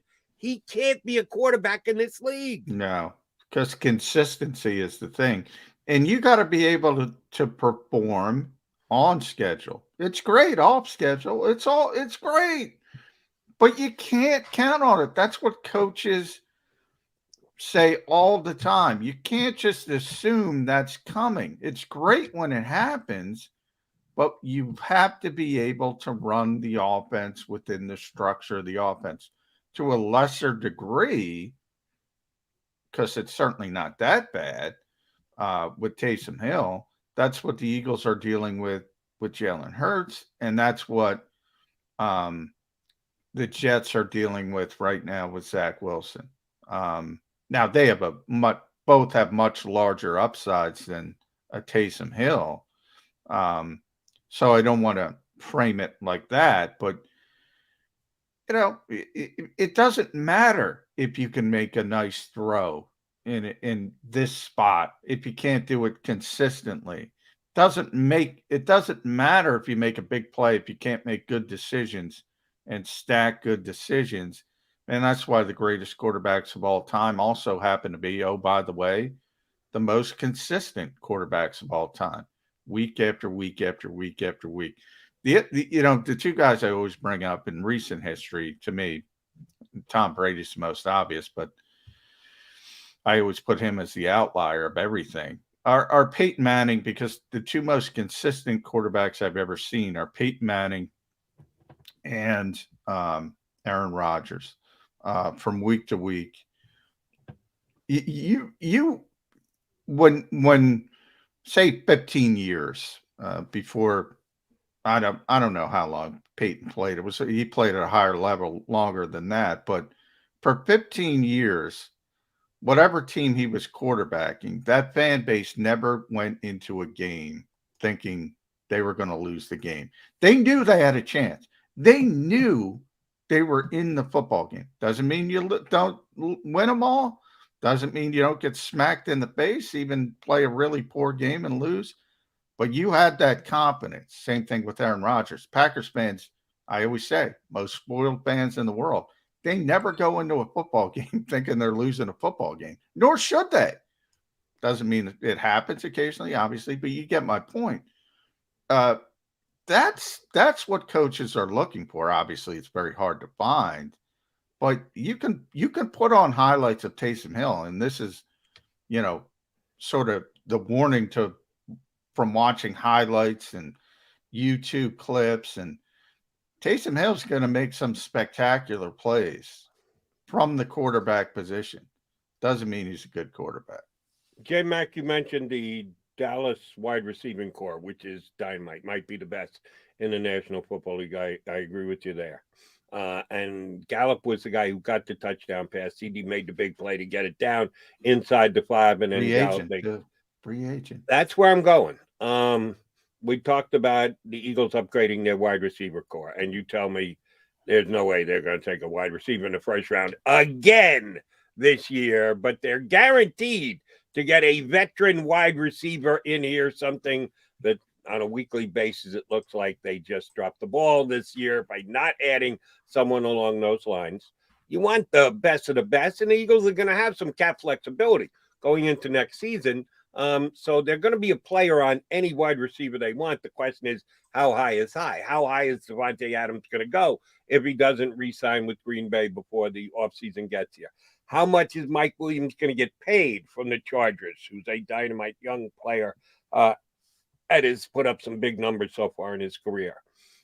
Michael Gallup is going to be one of those free agent wide receivers at the end of the year. I don't think the Cowboys are going to be able to compete to keep him. The Cowboys, oh, by the way, not bad at managing their cap as well. But they're paying Cooper as much as they are. They know they're just around the corner from having to pay CeeDee Lamb a whole bunch of money. So you can only put so much money into one position. How high would you go to have Michael Gallup be the number 2 to Devonta Smith here in Philadelphia? It's one of those improve your own team and also maybe give your major opponent a little bit of a nick along the way by taking them off the board for them. How aggressive do you think the Eagles go after Gallup off season? I would be very aggressive for that particular player for the reasons you just mentioned. Plus, when you do go into free agency, that's the kind of guy you want to get in free agency because he's 25. So he's coming off the rookie deal. He's not older. So in theory, he should be entering the prime of his career. So it's about evaluation. Obviously, he's a number 3 there. He'd be a number 2 or a 1B here. You could argue. He's going to get paid like a 1.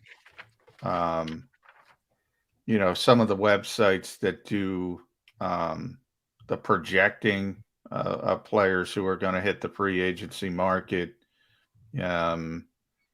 Spotrac is very good at it. Over the Cap is very good at it, but they got him up in the 4 years, $50 million range. But the one, and I mentioned this, we talked about it, I think, a little bit last week with Devontae Adams, who I don't think would, Green Bay's not going to let him leave. But in the case, Gallup is different because you already have CeeDee Lamb. You already have Amari Cooper. You can't pay 3 receivers like that. You just can't do it. Right. So they're up against it from that standpoint. So he might be available. He might get to the open market. You're going to have to overpay. Now, the issue, and I think I mentioned it with Adams, receivers want the football. And he's a guy who's been number 3. He wants to prove he's a number 1. And this is not a passing-driven team. And he's going to have other teams after him.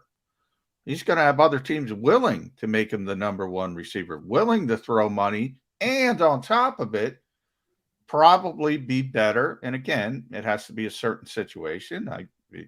Probably have a higher volume passing offense where he can put up numbers. And then who knows, down the road, get another contract. That's the goal of players. So the Eagles might be up against it from the standpoint of if they're going to run this run-heavy offense, not a lot of big-name receivers are going to want to be here in free agency. So you know where that's going to take me, Johnny Mac. Let me repeat my question from you the other day. Will the Eagles take a wide receiver in the first round of the draft again? If you're telling me that no wide receiver worth his salt is going to come here because they know the Eagles are going to run the football and they can promise me everything, but I don't know that I'm getting 85 targets this upcoming season. Well, the only way to get that 1A to Devontae Smith maybe via the draft. Will Howie Roseman do it again? No, not in the first round. But he will draft a receiver. And If he can't pick guys in the first round, why would we think that he's Well, got any chance to pick a guy in the second or third round? technically he's been better in the later rounds. How'd Avonte Jay Maddox. Shaw do in the second round? Well, not well. But Avonte Maddox is a 4th round pick. He's turning in. No, we're talking wide receivers. No, I know they've been bad at wide. They're not. I mean, they've been bad at. They had to have a wide receiver placed on their plate and who was refined already. I get what you're saying. Yeah, I don't have confidence in it. I've been told they're not taking a receiver. Now, it was in a joking fashion, but it was in a non-joking fashion. They can't go down that road again. They can't. They can't go down that road again. And by the way, nor should they, for the same reason, but in a different way. If you're going to be a run-heavy offense, why are you taking another receiver? Devontae's not happy. He doesn't get the football. John, you know out. the answer. You know the answer to that. I question. know. You and I have both said it here on Birds 365. I know. You have to have balance. You can't just run the football and think you're going to the Super Bowl. Not in the NFL. Well, in I 2022 thought you were going down a 2023. different road, actually. I thought, they're changing the quarterback. When they change the quarterback, all of this is on the table. But until then, free agent wide receivers are probably not going to want to come here. Now, if Russell Wilson's here, that changes the equation. Yeah, Michael Gallup's going to be on the first plane. Yeah, he's going to want to be here. Anybody's going to want to be here. So the equation can get changed really, really quickly. But how, if they're structured the way they're structured now, if they have to keep Jalen Hurts for another season, it's going to be difficult to go on the free agent market. Getting a high level receiver, you can get a middling guy who would still be an improvement, by the way. But a guy like Michael Gallup, who's going to have a bunch of suitors, a bunch of money thrown at him, a bunch of situations, he's going to pick a better situation for him. All right, which gets us back into the quarterback conversation. And we'll talk more about Jalen Hurts when we come back. It's kind of a big game for him. I started the show talking about the mindset the Eagles are in this week. We haven't seen it yet this year. They had actually picked it up. They were peaking a little bit, maybe even got a little big on themselves and smelled themselves into the game. Yeah. Major letdown, loss to the Giants. By the way, Jody, after the break also, I want to throw the craziest statistic I've seen this year at you. Really? This one blew me away. I want to throw that at you. Just give me a general hint. We haven't been talking about the defense. It's defense related. Okay. And it's going to shock you. I am ready for that. And yes, I have a couple more Jalen Hurts questions for Johnny Mack, since he's going back and forth between whether Jalen Hurts will be here or not. And John and I have been consistent. Let's play the whole season out. Before we make a definitive statement, let's let the season play out. But we do have leanings. We've leaned every single week. There's a new leaning every single week. And the leaning went the wrong way last week with Jalen Hurts. Will it lean back in the trending well direction this week? Come back with more Birds 365 next.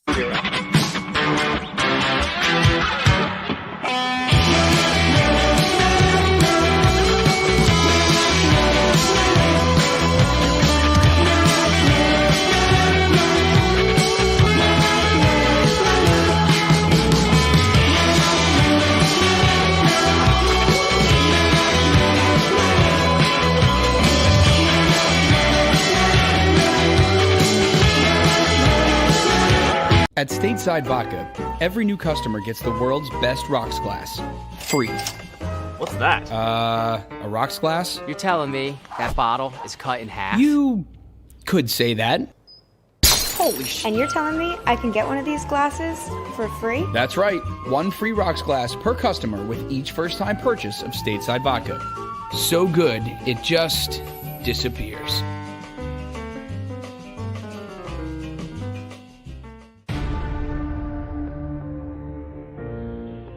When When it comes to the fight against insurance companies, large corporations, and the healthcare industry, injured victims are always the underdog.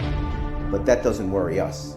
At Messa & Associates, we're an injury law firm from Philadelphia, and we come to fight. Our clients know that they've got representation with a chip on its shoulder, and it's the same chip that makes Philly the toughest city in the country. Call 215-568-3500 or visit us online at messalaw.com. Messa & Associates, the toughest injury firm in Philadelphia.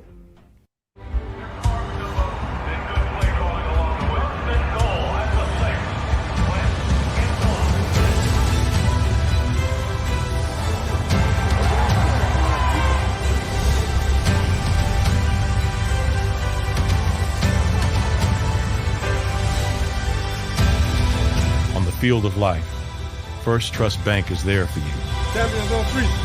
Because Philadelphia dreams deserve a Philadelphia bank. Go for the midnight dares. Go for the game. Go for the hits. Go for the fans. Go for the win. Go to Ocean Casino Resort. Book your trip at theoceanac.com. At Stateside Vodka, every new customer gets the world's best rocks glass, free.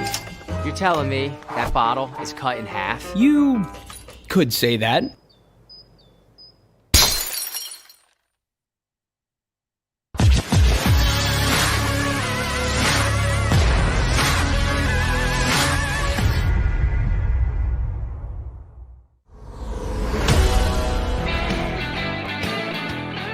Mac guys, John McMullen and Jody McDonald here with you on Bird 365. All right, J Mac, you told me you had a mind. Oh my! This is we got into it with Jonathan Gannon this week about the pass rush because people in Philadelphia they're concerned about the pass rush. They got 19 sacks, which is I think bottom 5 in the league. The Jets are one of 4 teams that are worse or don't have at least 19. There's a couple teams tied. And on and on, and we know how that goes. But and it was also brought up that they're weirdly in the top 5 in pressure rate, quarterback hurries, and things like that, quarterback hits and things like that, which is weird. I mean, normally if you get to the quarterback a lot, you get to a lot of sacks. Hasn't happened for the Eagles. So I started looking around for what people were talking about, this pressure rates and, analytics. So ESPN has this goofy analytics called pass rush win rate metric, Jody. And, the top defensive ends are as you would expect. Myles Garrett is number 1. In this metric. Micah Parsons, who we saw again last night, how good is he, by the way, was number 3.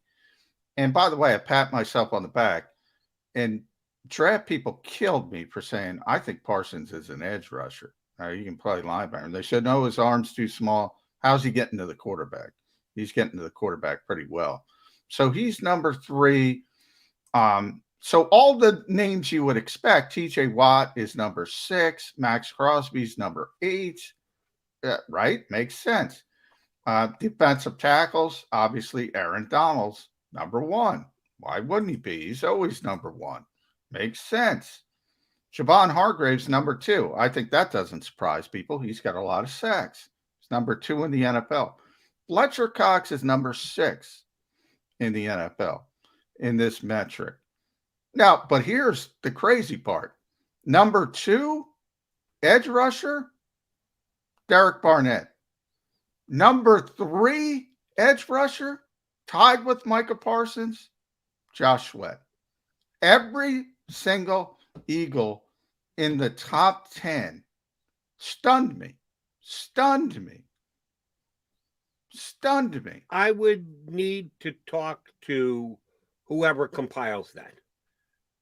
If it's an ESPN metric, then someone on ESPN's payroll breaks down film after the fact. Yeah, I can tell you how they rate whether... it. They explain it. Our pass rush win rate metric tells us how often they use tracking data from Next Gen Stats, the NFL's Next Gen Stats.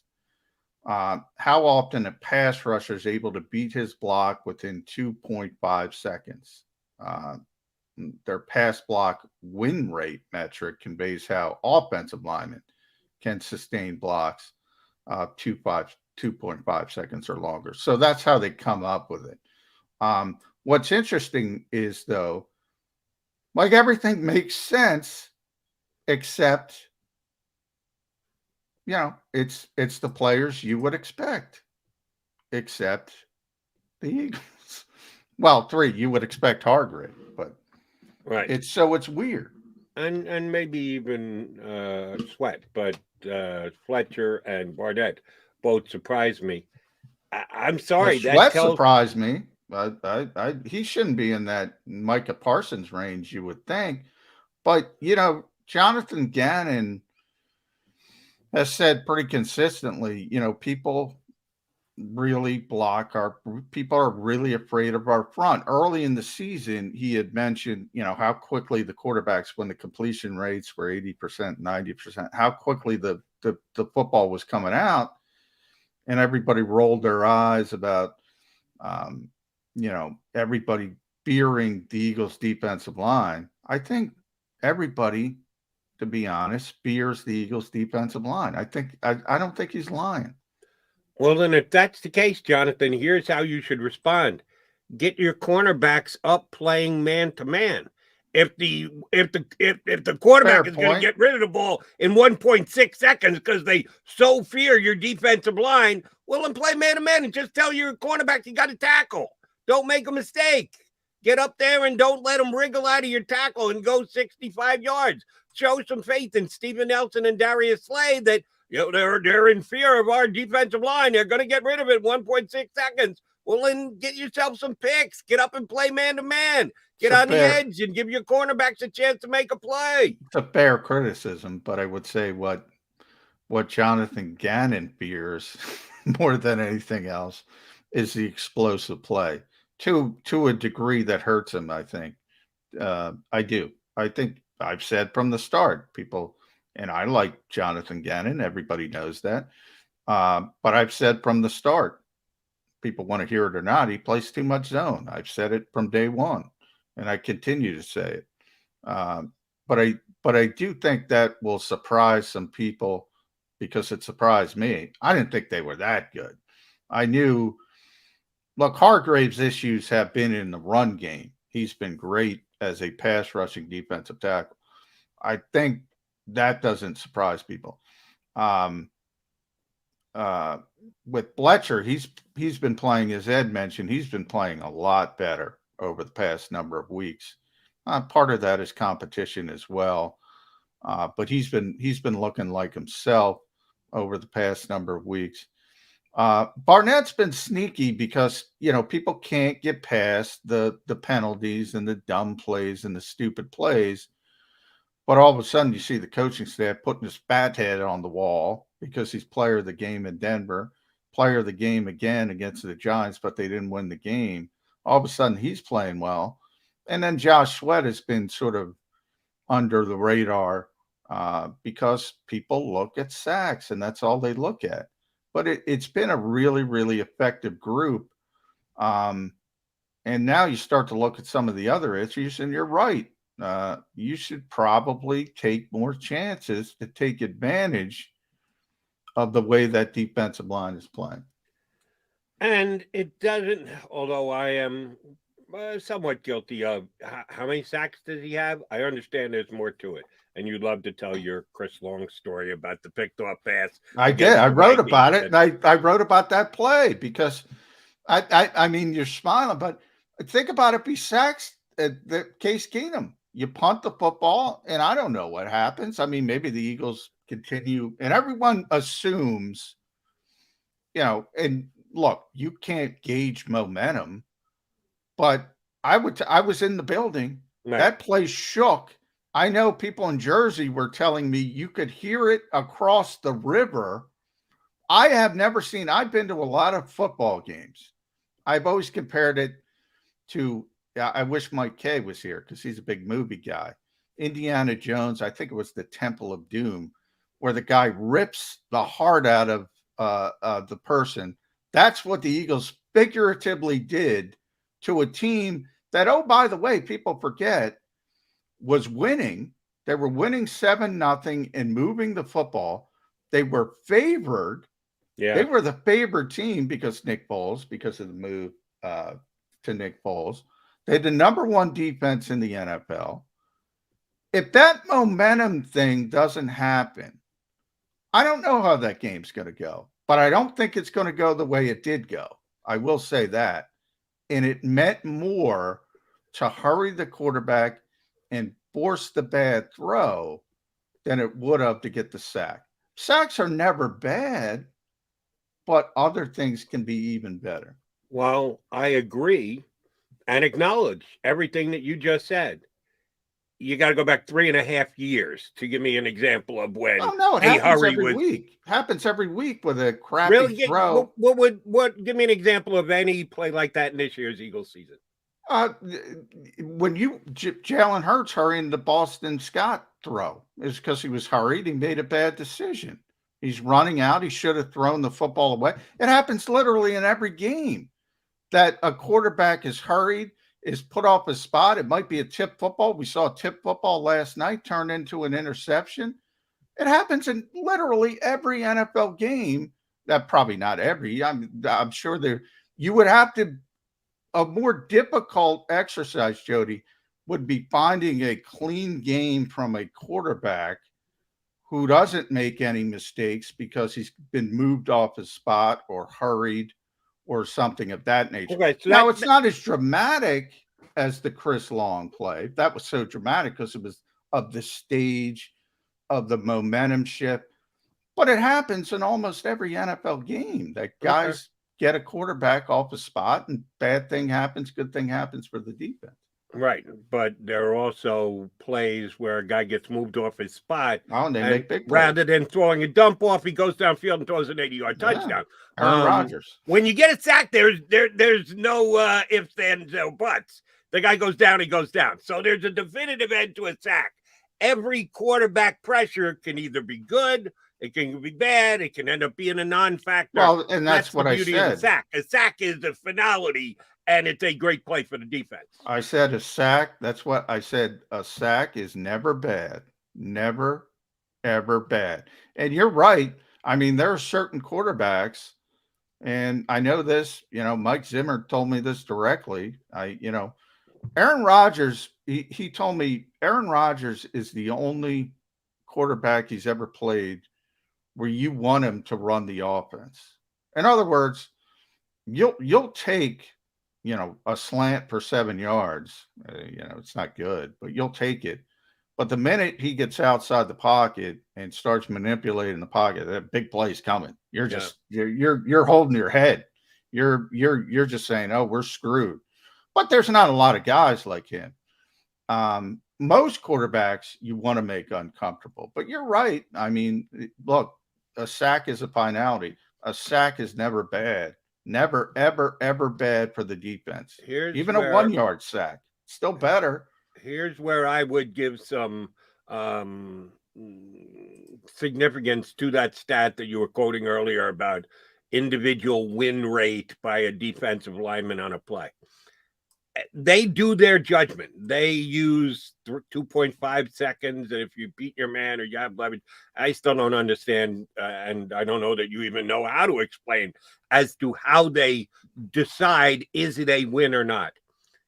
I'm guessing the actual outcome of the play doesn't factor into whether they think a player won a play or not. No. And that's what I would do to actually justify, hey, he won his matchup for 8 consecutive plays against the offensive lineman he was going against. Yeah, but they had 7 successful plays. So what does it matter? If you won your play and the other team completed a 16-yard pass. Yeah, but what is I mean, from a coaching perspective, you can understand it. You're saying, it's the ultimate team game. As it's always said, you need 11 players winning on every play, and then you're going to do some really special things. But if that's not going to happen most of the time. So as a coach, when you evaluate players, you're saying, what is this guy doing his job? Is this guy winning? And that's important. I mean, no, it might not be important on a particular play, but it's important to get better as a football team. Hey, I'll be the first. When I started looking at this ESPN pass rush win rate metric, I said, this is nonsense. That was my first thought. And then I started looking. I'm a big context guy. I say it all the time. I started looking at the other people on the list, and it's everybody you expect to be on the list. The weird part, and I've always said this with Brandon Graham over the years, I do think finishing on the pass rush is a trait, because Brandon has been a great, great player, but he's never been a 10-sack guy. I do think finishing is a skill on the pass rush. I don't think the Eagles have a lot of finishers. And it could be better, and you'd like to have finishers, but they're good players. They're good players across the board. And I don't think enough people realize that. And one of the things that the NFL has done, again, because here's one that John and I agree on, it's in the over legislation business. Yeah, if you don't get there, if you're not close, if you are at a point where, that's the amount of time you have to make the decision. If you don't think you're going to get there, chances are you pull up. Because if you're going to try and lunge and make that last, and you hit them late, that's going to end up a Derek Barnett penalty for roughing the quarterback, because he was close and he thought he had a chance, and the quarterback got rid of the football, and all of a sudden an incomplete pass becomes a 15-yard penalty. That's why I think they probably still give you a win rate on that. You won your play, not knowing, again, how ESPN uses this stat. I'm thinking a 15-yard roughing the passer penalty means you beat your man. You got to the quarterback. That's a win for you. No, it's a loss for the team. It's a 15-yard penalty. So that's why I'm not putting much credence into that. By the way, I wanna also bring this up. So defensive tackle, Aaron Donald, as I said, number 1. Javon Hargrave, number 2. Quinnen Williams, number 3. New York Jets, Jody. Fletcher, number 6. And Quinnen, by the way, 16%. It goes Aaron Donald's 29%. How good is Aaron Donald, by the way?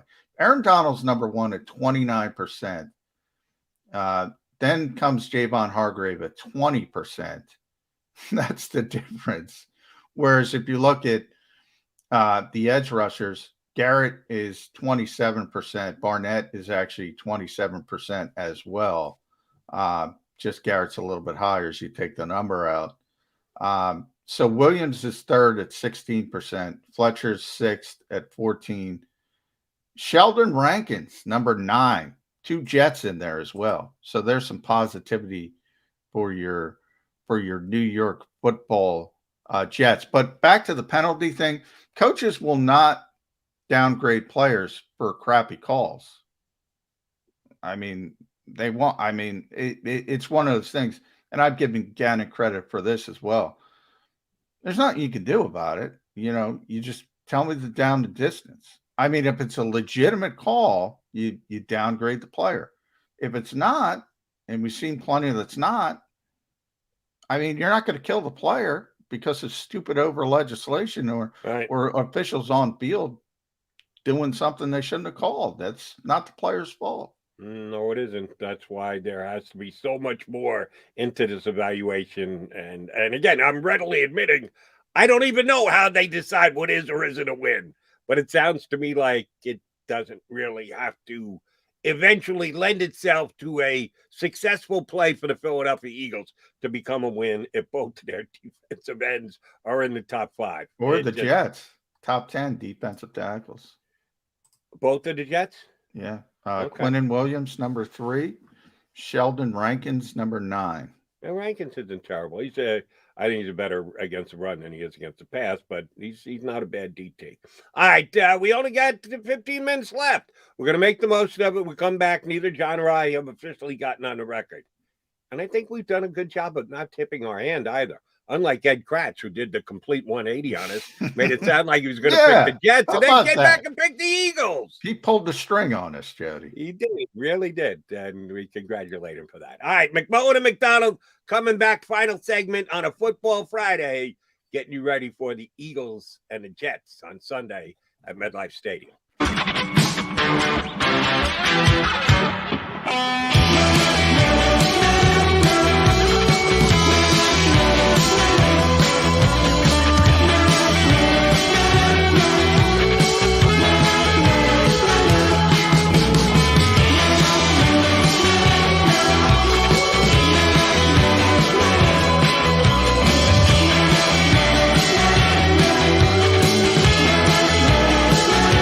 At Stateside Vodka, every new customer gets the world's best rocks glass, free. What's that? A rocks glass? You're telling me that bottle is cut in half? You could say that. Holy shit. And you're telling me I can get one of these glasses for free? That's right. One free rocks glass per customer with each first-time purchase of Stateside Vodka. So good, it just disappears.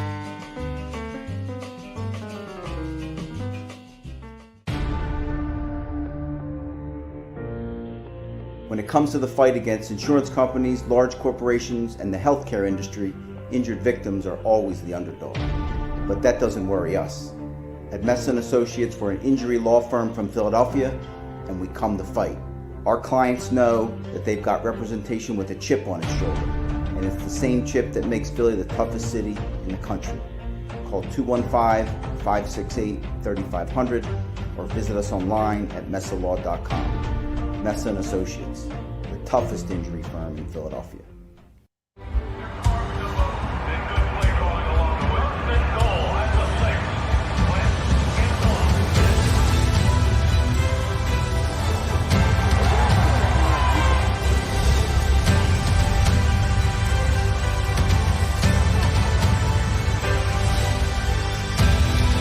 On the field of life, First Trust Bank is there for you.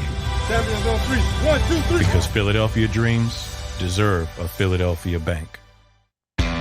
Go for the midnight dares. Go for the game. Go for the hits. Go for the fans. Go for the win. Go to Ocean Casino Resort. Book your trip at theoceanac.com. At Stateside Vodka, every new customer gets the world's best rocks glass, free. You're telling me that bottle is cut in half? You could say that.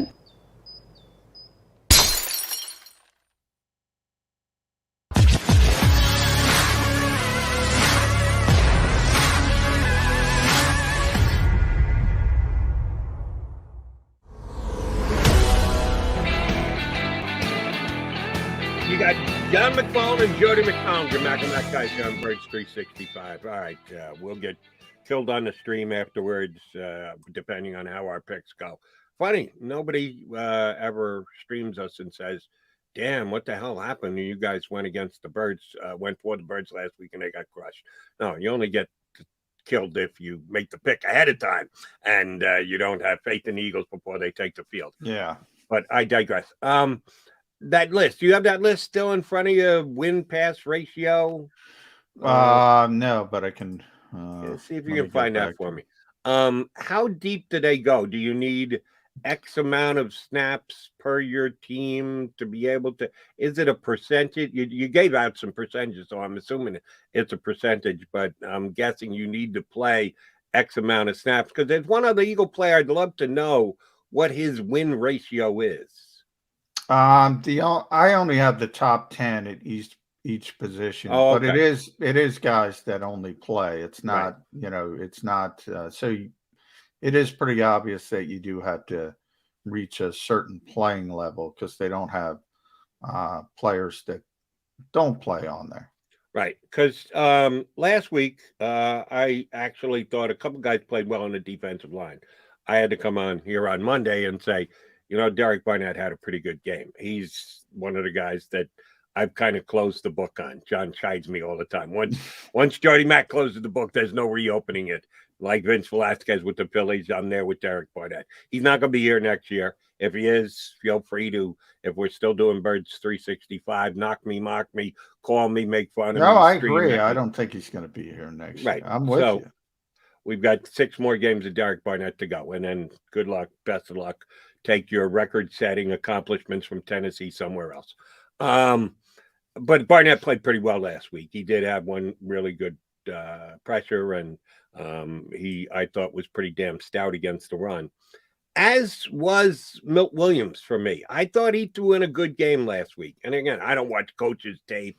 I don't sit down and break down every snap that he has. I tape the game and I go back and watch certain aspects of it.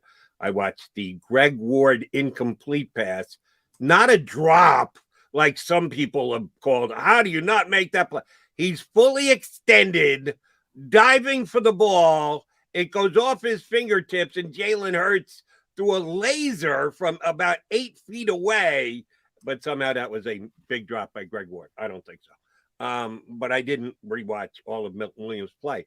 But I thought he played pretty well. And I think he is part of the Eagles' defensive line future going forward. Agree or disagree, Johnny Mac? Oh, not unquestionably. He's part of it moving forward. I mean, yeah, I asked Fletcher about him yesterday because we're at that time of the rookie wall time of the year where college is basically done after this weekend. And for a lot of teams last weekend. So it is that rookie wall, and they've been amping him up, and I think doing a pretty good job. He's at 310 total snaps. So, you obviously Brandon Graham's injury played into that, but he's getting a decent amount of playing time, and I think he is improving week in and week out. And it's going to take a while, but I think he's going to be a good player. There's clearly a difference when the starters aren't on the field, but he's been slowly improving, and that's what you want from a rookie player. Yeah, I was impressed with him this past week, and I think he is a keeper, a guy who's going to be a factor on the Eagles line going forward. All right, how many of the Alabama guys did you get to talk to this week? Did they make Devontae Smith, Jalen Hurts? Jalen talked Wednesday on his normal day because he wanted to say I'm playing. Right. He wanted to shut that down pretty quickly. Landon talked yesterday. Devontae has not spoken this week yet. Maybe we'll get him today. I'm trying to think. I didn't miss him. No, he didn't speak this week, which is a little bit weird. Right. Did anybody get a Roll Tide question with the SEC championship game coming up on Saturday? I wasn't Landon. They have what's called they have the podium in the mix zone. Landon was in the mix zone when somebody higher profile was speaking. So I didn't get a chance to talk to Landon. Usually that's Bo Wolf's wheelhouse, the goopy questions. So usually, Bo might throw one of those in there. But Alabama guys are, man, they are. Alabama guys are number one, and then LSU guys. I mean, they are thick as thieves, and they love Alabama. And it's interesting because Jalen transferred out, but he still considers himself an Alabama guy. Landon transferred in from Florida State, for people who don't know, and he still considers himself an Alabama. Those guys are thick as thieves, man. Loyal to their alma mater. And I will be in front of the TV watching Georgia versus Alabama on Saturday. And I'm rooting. I'm sorry, Xander Krause. I am rooting for Georgia. I do not want to see Alabama in the stinking college football playoffs again. I was rooting for Auburn. I want to see something different. I want to see Cincinnati in there. I want to see Oklahoma State in there. And, oh, by the way, I know everybody hates Notre Dame. But that college football, but did you see the quote about Brian Kelly fleeing Notre Dame? And that whoever runs the guy, and I forget the gentleman's name, I'll try to get it, said, oh, they don't have Brian Kelly, so that's going to factor into it. And they're going to, if everything breaks Notre Dame's way, which is unlikely, but if everything breaks their way, you're going to blame the kids because the coach bailed on them? That is horrible to me. What do you mean by blame the kids? I'm saying they're not considering Notre Dame because their coach left. And who's to say? Oh, the committee is going to yes. hold it against the Yes. kids because of Yes. Yeah, no, I don't believe the committee will do that. If Notre Well, Dame has to have, he said it. He said it in the transcript when they released the rankings. The really? guy flat out said it, which stunned me. That's stunned me. That's foolish. Now, a couple things have to fall into place, which yeah. I don't think are going to happen. If they do, and I agree, if they do, though, you shouldn't blame it against the stinking kids. It's ridiculous. No. And who's to say Marcus Freeman isn't going to be better? I don't know about better, but good enough. That's all he needs to be. And Notre Dame, you're right, shouldn't be punished because Brian Kelly decided to get up and leave. But I will say this, and I've taken a lot of bad feedback on this from non-Alabama fans. If the game is close between Alabama and Georgia, 2-loss team can't be in there. Can't be in there. Yeah, you're like everybody else, most of the college football. I blatantly disagree. If Alabama gets beat by Georgia, Georgia kicks a game-winning field goal 24-23 on Saturday, you're going to tell me that Oklahoma State's a better team than Alabama? No, but I don't want them in there. Well, I don't want them in there. See, you are just as bad as that idiot on the College Bowl committee. No, you don't want them because you're tired of looking at Alabama. You don't give a flying you know what about the Alabama kids who want to get in this year and believe that they've earned a spot in this year. No, they didn't earn a spot. They lost. They earned a spot for Oklahoma State in my mind. They're a better team than Oklahoma State. Cincinnati, if they beat Georgia, they earned a spot. If they lose to Georgia, what are you saying to the Cincinnati kids? What are you saying to the Oklahoma State kids? I got Cincinnati in. I got Oklahoma State out. What are you saying to those kids? I'm telling what I'm saying to the Oklahoma State kids is sorry, the Big 12 is not comparable to the SEC. If Oklahoma State beats Oklahoma and Baylor back-to-back, 2 top 10 teams, no, I mean, they're getting in. They're getting in from my perspective. Otherwise, just make it the SEC championship, which I'm fine with. So consider Georgia versus Alabama the national championship game, which it might be. But this whole mentality of so-and-so is going to get blown out, so-and-so is going to get blown out, this and that. I don't know. Would Central Florida get blown out back when they were undefeated? Probably, but I don't know. Will Cincinnati get blown out? Probably. Then let me but answer I don't this know. question. Mr. Notre Dame should not be punished because Kelly's gone, which I agree with you. Who gets in a 2-loss Notre Dame, a 1-loss Notre Dame team, or a 2-loss Alabama team Notre in Dame. A coin flip? See, Notre Dame, Oklahoma State, Cincinnati. Cincinnati beat Notre Dame. Cincinnati should be in as undefeated. We agree on that. Oklahoma State should be ahead of Notre Dame.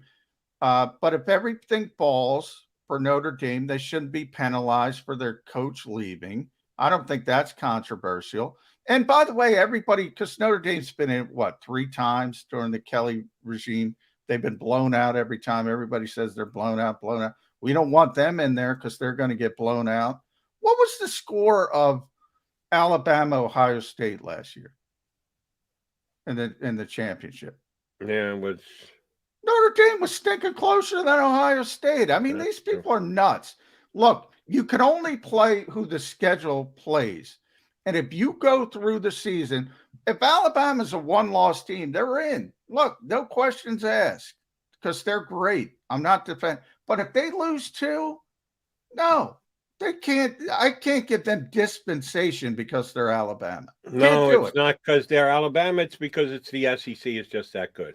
And that's why I would. Now, it's got to be a close game. It's got to be a coin flip game. Georgia has crushed everyone they played this year. They've won every game by double digits, And save Georgia's- the first one. Georgia's that in they beat whether- Clemson way back in September, 10-3. But he ain't And doing that's that by a where, touchdown. and by the way, I give dispensation to the SEC. Georgia's in no matter what.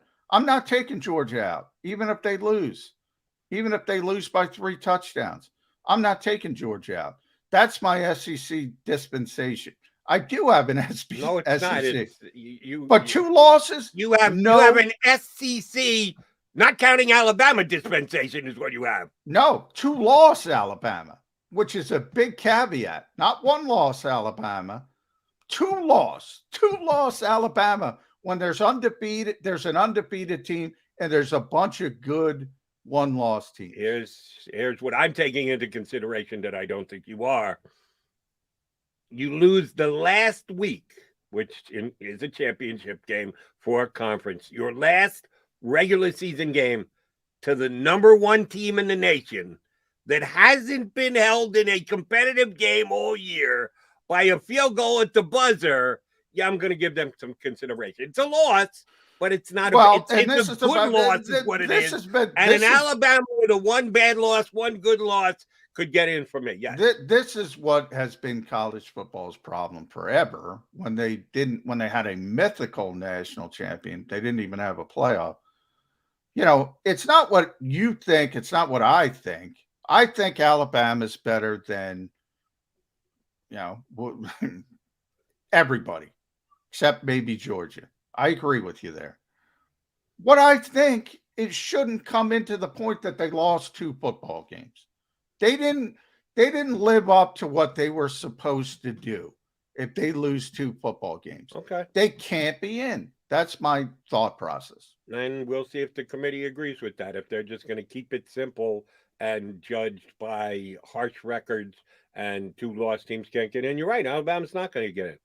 I think they've shown in the past that they will add their own subjectivity to it. Now, when you do that, you open yourself up for and that's why they suck. They do. I agree with you. They add their own. They said it on the transcript of Brian Kelly. That was the dumbest thing you could possibly say. Just keep your mouth shut and say, all right, we're not going to let them in because Brian Kelly's not there. Don't say it in public. So they're dumb and they are subjective. And I don't agree with that. That's the part I don't like. We'll see how it shakes out. It should be fun after the playoff action or the conference championship action. All right, you and I got to get on the record. We're running over here. Oh, yeah. Eagles, Jets, Sunday. What do you got? 48 years of history, unsolved mysteries. I don't know why, but the Eagles are going to win this game 24-19. Not a blowout. We're damn close. As a matter of fact, you and I are close. Ed Kracz and I are exactly the same. I think you and Kracz get together. This is like the 3rd time. Did Eddie say 23-17? Yeah, 23-17. See, I have no faith in the Jets field goal kicker. Amendola's not very good. He looks good with his shirt off. But I'm more worried about his legs than his lats. Okay. I think he gets 1 field goal, misses 1 extra point, another touchdown. I'll go 23-16. I think Eddie went 23-17. And oh, by the way, that's right on the spread. It's 6.5, 7. It's up to 7 in most the Jets places. When it comes to the spread. I think the Jets will keep it within the spread. I'm going to say it's a stone cold push. It's a no play game. If you're going to play the game, play under. I don't think there are going to be a ton of points scored in this one, as a matter of fact. But Kracz has the Eagles winning. McMullen has the Eagles winning. I have the Eagles winning. We'll be back here on Monday to talk about it. And if they lose again, we'll all be apologizing. We're all accountable. Everybody's all accountable. We'll all be and oh, by the way, I think Alabama stays close and is within a field goal. And I will be fired up. We'll be able to have this conversation again on Monday, Johnny Mac. I will be fired up. If they're a 2-loss team in that, I will be fired up. We'll talk about it all next week right here on Bird 365. Don't forget, all the JAKIB Media, the post-game show, John is part of it and everything. It doesn't just stop with us. You got the middle coming up. You got Cilio coming up. If you want to get ready for an NFL weekend, don't even think about turning off the JAKIB Media YouTube channel. If you missed any of today's show on the JAKIB Media channel, listen to the podcast on your way home. Available on YouTube, Apple, and